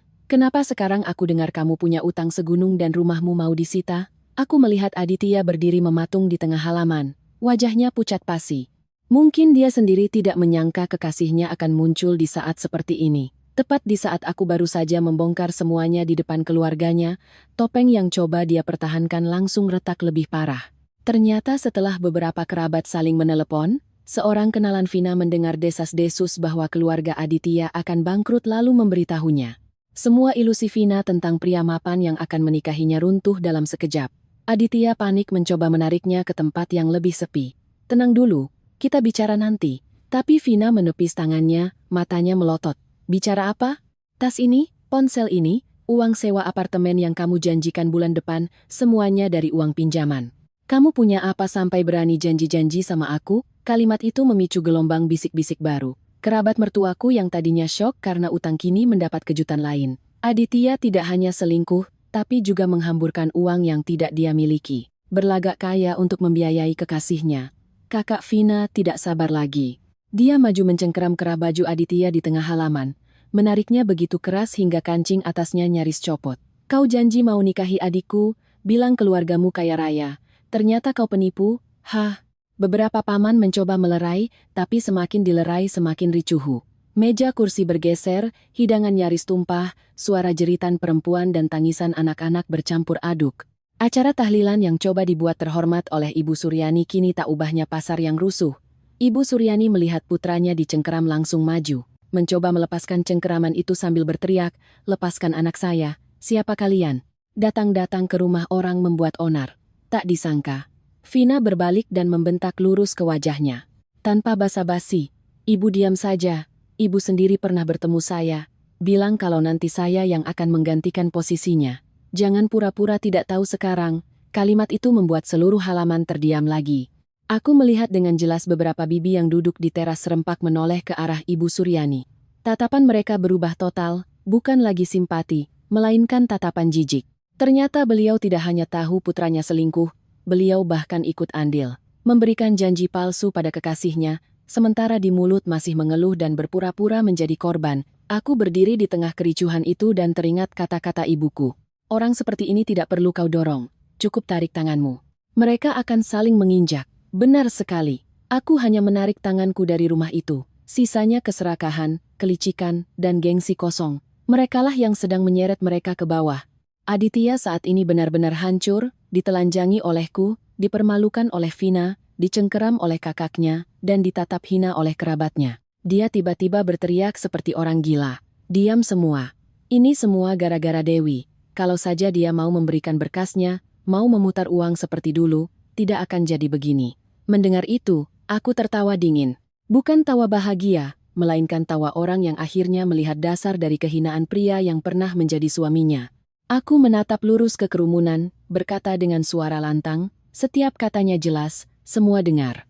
Dia yang selingkuh, dia yang bodoh berinvestasi, dia yang asal berhutang, dia yang melimpahkan beban pada istri yang sakit, dan sekarang masih terbiasa menyalahkan saya. Seorang sesepuh keluarga yang sejak tadi duduk diam di kursi rotan di sudut halaman berdiri dengan bantuan tongkatnya. Tongkat itu dipukulkan ke lantai dengan keras membuat semua orang terkejut. Beliau menunjuk lurus ke wajah Aditya. Suaranya bergetar karena marah. Tidak tahu malu, keturunan siapa kau ini? Jadi laki-laki kok hina sekali. Ibu Suryani melihat semuanya tidak bisa diselamatkan lagi langsung mengubah taktik. Dia berbalik memaki Vina, menyebutnya pelakor perusak rumah tangga orang. Tapi Vina juga bukan lawan yang mudah. Dia mengeluarkan ponselnya, memencet beberapa tombol, lalu mengangkatnya ke hadapan semua orang. Ibu bilang siapa pelakor? Biar semua dengar apa yang pernah ibu katakan pada saya. Lalu dia memutar rekamannya. Suara Ibu Suryani terdengar jelas. Manisnya membuat merinding. Tenang saja nak, nanti juga kamu yang akan masuk ke rumah ini. Dia sudah penyakitan, hidupnya tidak akan lama lagi. Kerumunan kembali hening. Saat itulah aku tahu semuanya sudah selesai. Aku tidak perlu berkata apa-apa lagi. Seluruh topeng moral keluarga mertuaku telah terkoyak di tengah acara tahlilan mereka sendiri. Ibu mertua yang mendukung perselingkuhan. Anak laki-laki yang berhutang dan menipu istri serta kekasihnya. Seluruh keluarga yang berencana melimpahkan utang pada perempuan yang sakit. Tidak ada lagi jalan untuk menyangkal. Tapi takdir sepertinya merasa itu belum cukup. Halaman yang sudah ricuh seperti minyak mendidih. Dengan orang-orang berdiri duduk, suara tangis dan makian bersahutan tiba-tiba dikejutkan lagi. Tepat saat Vina selesai memutar rekamannya, dari luar gang terdengar suara mobil berhenti. Bukan satu, tapi dua mobil beriringan. Semua orang serentak menoleh lagi ke gerbang. Entah kenapa, saat itu hatiku justru terasa tenang. Aku tahu puncak kehancuran baru saja tiba. Dari mobil pertama turun dua pria berpakaian kemeja dan celana bahan gelap. Tangan mereka membawa map, penampilan mereka tidak berisik tapi dingin. Dinginnya orang yang datang untuk bekerja bukan untuk bernegosiasi. Di belakang mereka dua pria berwajah sangar mengikuti. Leher mereka berkalung rantai besar. Tatapan mereka menusuk ke dalam halaman seperti melihat debitur yang sudah waktunya diseret. Hanya dengan melihat mereka, seisi halaman sudah merinding. Anak-anak yang tadi menonton keributan langsung ditarik masuk oleh ibu mereka. Bisik-bisik semakin kencang. Pria yang lebih tua dari pihak bank maju selangkah membuka mapnya dan berkata dengan nada datar. Setiap katanya seperti paku. Kami sudah mengirimkan beberapa surat peringatan. Hari ini kami datang untuk pertemuan terakhir terkait kewajiban pembayaran dan rencana penyelesaian aset yang dijaminkan. Kalimat itu baru saja selesai. Wajah Ibu Suryani berubah dari putih menjadi kelabu.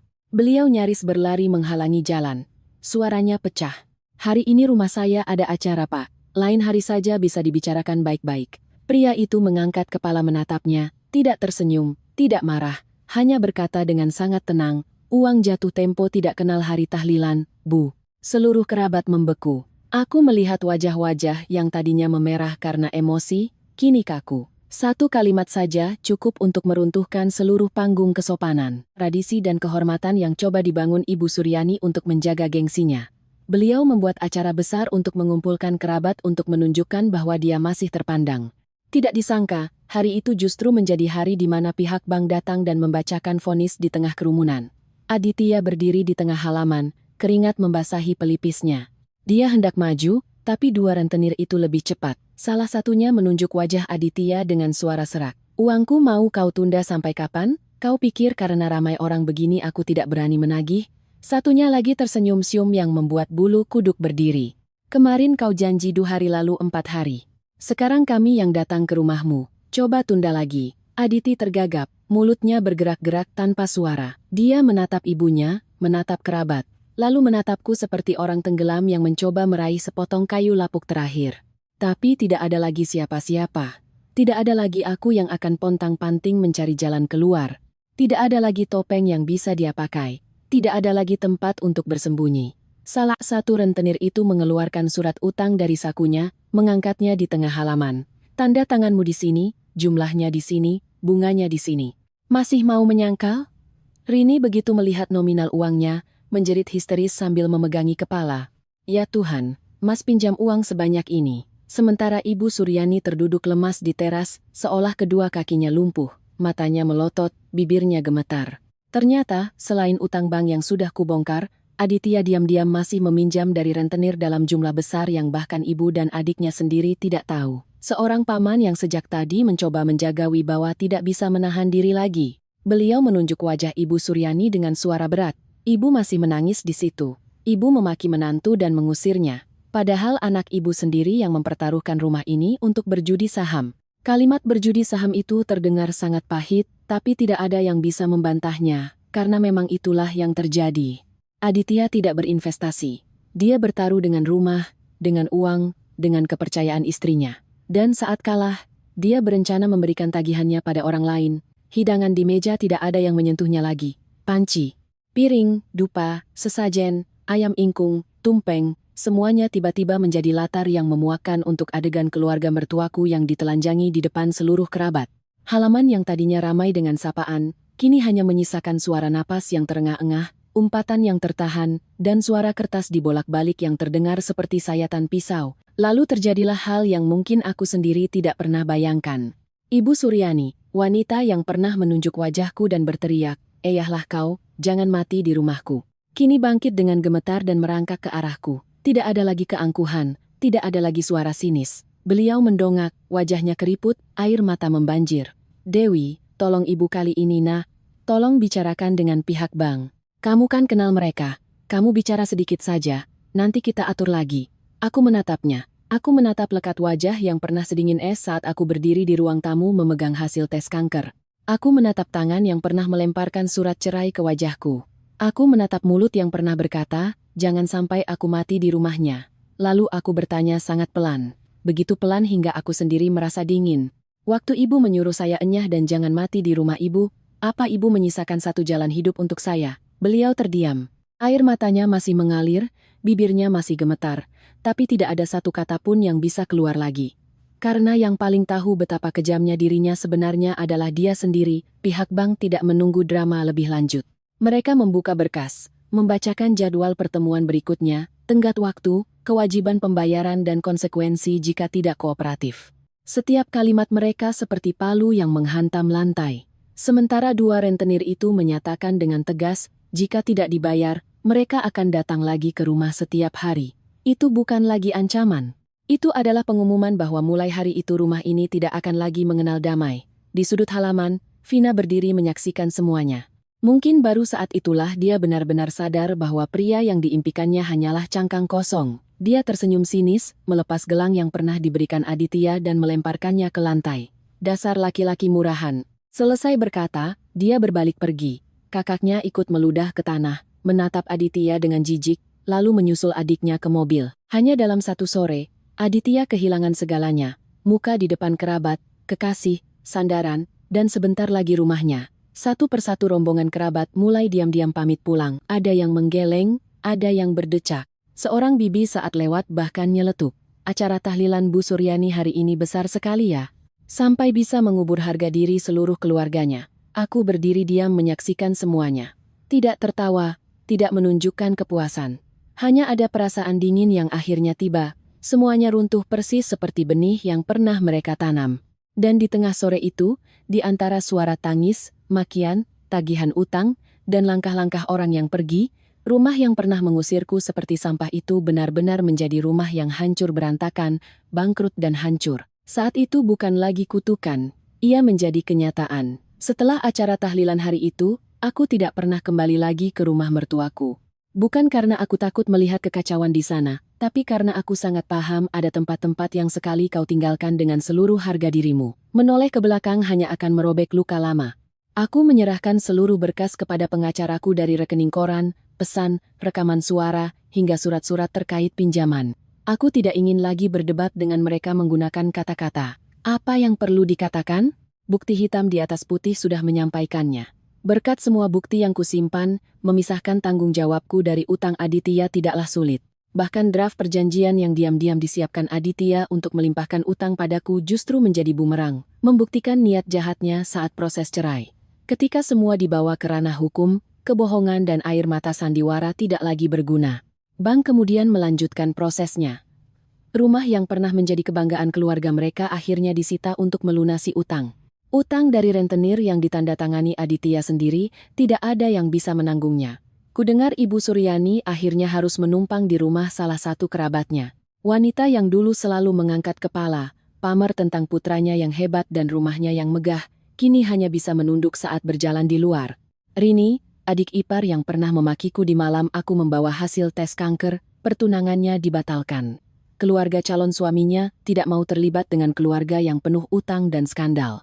Dan Aditya, pria yang pernah diam saja melihat ibunya memaksaku menandatangani surat cerai saat aku sakit, kini hidup dengan apa yang telah dia ciptakan, hutang, nama buruk, dan kesendirian. Ada yang memberitahuku bahwa Aditya beberapa kali datang ke rumah ibuku. Dia berdiri di luar gerbang sangat lama, meminta tetangga menyampaikan pesan bahwa dia ingin menemuiku sekali saja, tapi aku tidak mau menemuinya.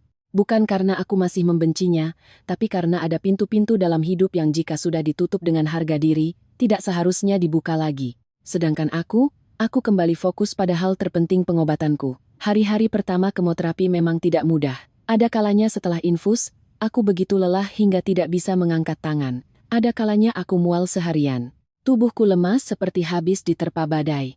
Setiap kali melihat rambutku rontok di cermin, aku juga merasa sedih. Tapi ibuku selalu ada di sampingku. Ada malam-malam saat aku terbangun karena tidak nyaman. Beliau masih duduk di samping tempat tidur, diam-diam mengusap punggungku seperti saat aku kecil. Tidak banyak bicara, tidak mengeluh. Hanya ada satu tangan di bahuku yang membuatku merasa masih punya tempat bersandar. Suatu kali saat aku sedih melihat rambutku yang semakin menipis di cermin, ibu menggenggam tanganku dan berkata pelan, Sekarang kamu lihat kan yang membunuh seorang perempuan itu bukan hanya penyakit, tapi berada di tempat yang salah dan mencintai orang yang salah. Sekarang kamu sudah keluar, anggap saja kamu mendapatkan hidupmu untuk kedua kalinya. Kalimat itu membekas di hatiku sangat lama. Aku tiba-tiba mengerti setelah semua yang terjadi, hal paling berharga yang berhasil kuselamatkan bukanlah uang, bukan kemenangan atas keluarga mertua, apalagi melihat mereka hancur, melainkan aku masih memiliki diriku sendiri. Beberapa bulan kemudian saat kesehatanku berangsur membaik, aku kembali bekerja paruh waktu, tidak lagi membanting tulang untuk membuktikan sesuatu pada siapapun. Aku belajar hidup lebih lambat, makan teratur, tidur cukup, kontrol ke dokter tepat waktu, dan menolak hal-hal yang membuat hatiku lelah. Ada yang pernah bertanya padaku, apakah aku merasa puas saat keluarga mertuaku akhirnya bangkrut? Aku hanya tersenyum tipis. Karena jauh di dalam hatiku, aku tahu satu hal, bukan aku yang menghancurkan mereka. Aku hanya berhenti menjadi tiang penyangga untuk sebuah rumah yang sudah lapuk dari dalam. Jika setiap orang harus membayar harga atas perbuatannya, maka keluarga mertuaku telah membayarnya dengan keserakahan, kelicikan, dan kekejaman mereka sendiri. Dan aku juga sudah membayar hargaku. Aku membayarnya dengan masa muda, dengan air mata, dengan malam-malam di rumah sakit menatap langit-langit putih dan bertanya-tanya kemana hidupku akan berlanjut. Tapi mungkin itu sudah cukup. Suatu pagi saat kesehatanku sudah jauh lebih baik, aku duduk di teras rumah ibuku. Sinar matahari pagi menyinari tanganku hangat dan lembut. Di pot kecil di sudut teras, tunas-tunas hijau baru saja muncul setelah hujan semalam. Aku menatapnya lama dan hatiku terasa damai. Aku berpikir hidup seorang perempuan terkadang bukan tentang disayang suami atau dihargai mertua baru disebut beruntung. Terkadang keberuntungan terbesar adalah bisa melihat wajah asli seseorang sebelum kita menukar sisa hidup kita untuk mereka. Jika ada yang bertanya, apakah setelah semua ini aku masih ingin mengatakan sesuatu pada mantan suamiku? Mungkin jawabanku sederhana saja. Terima kasih telah mengusirku di saat yang tepat.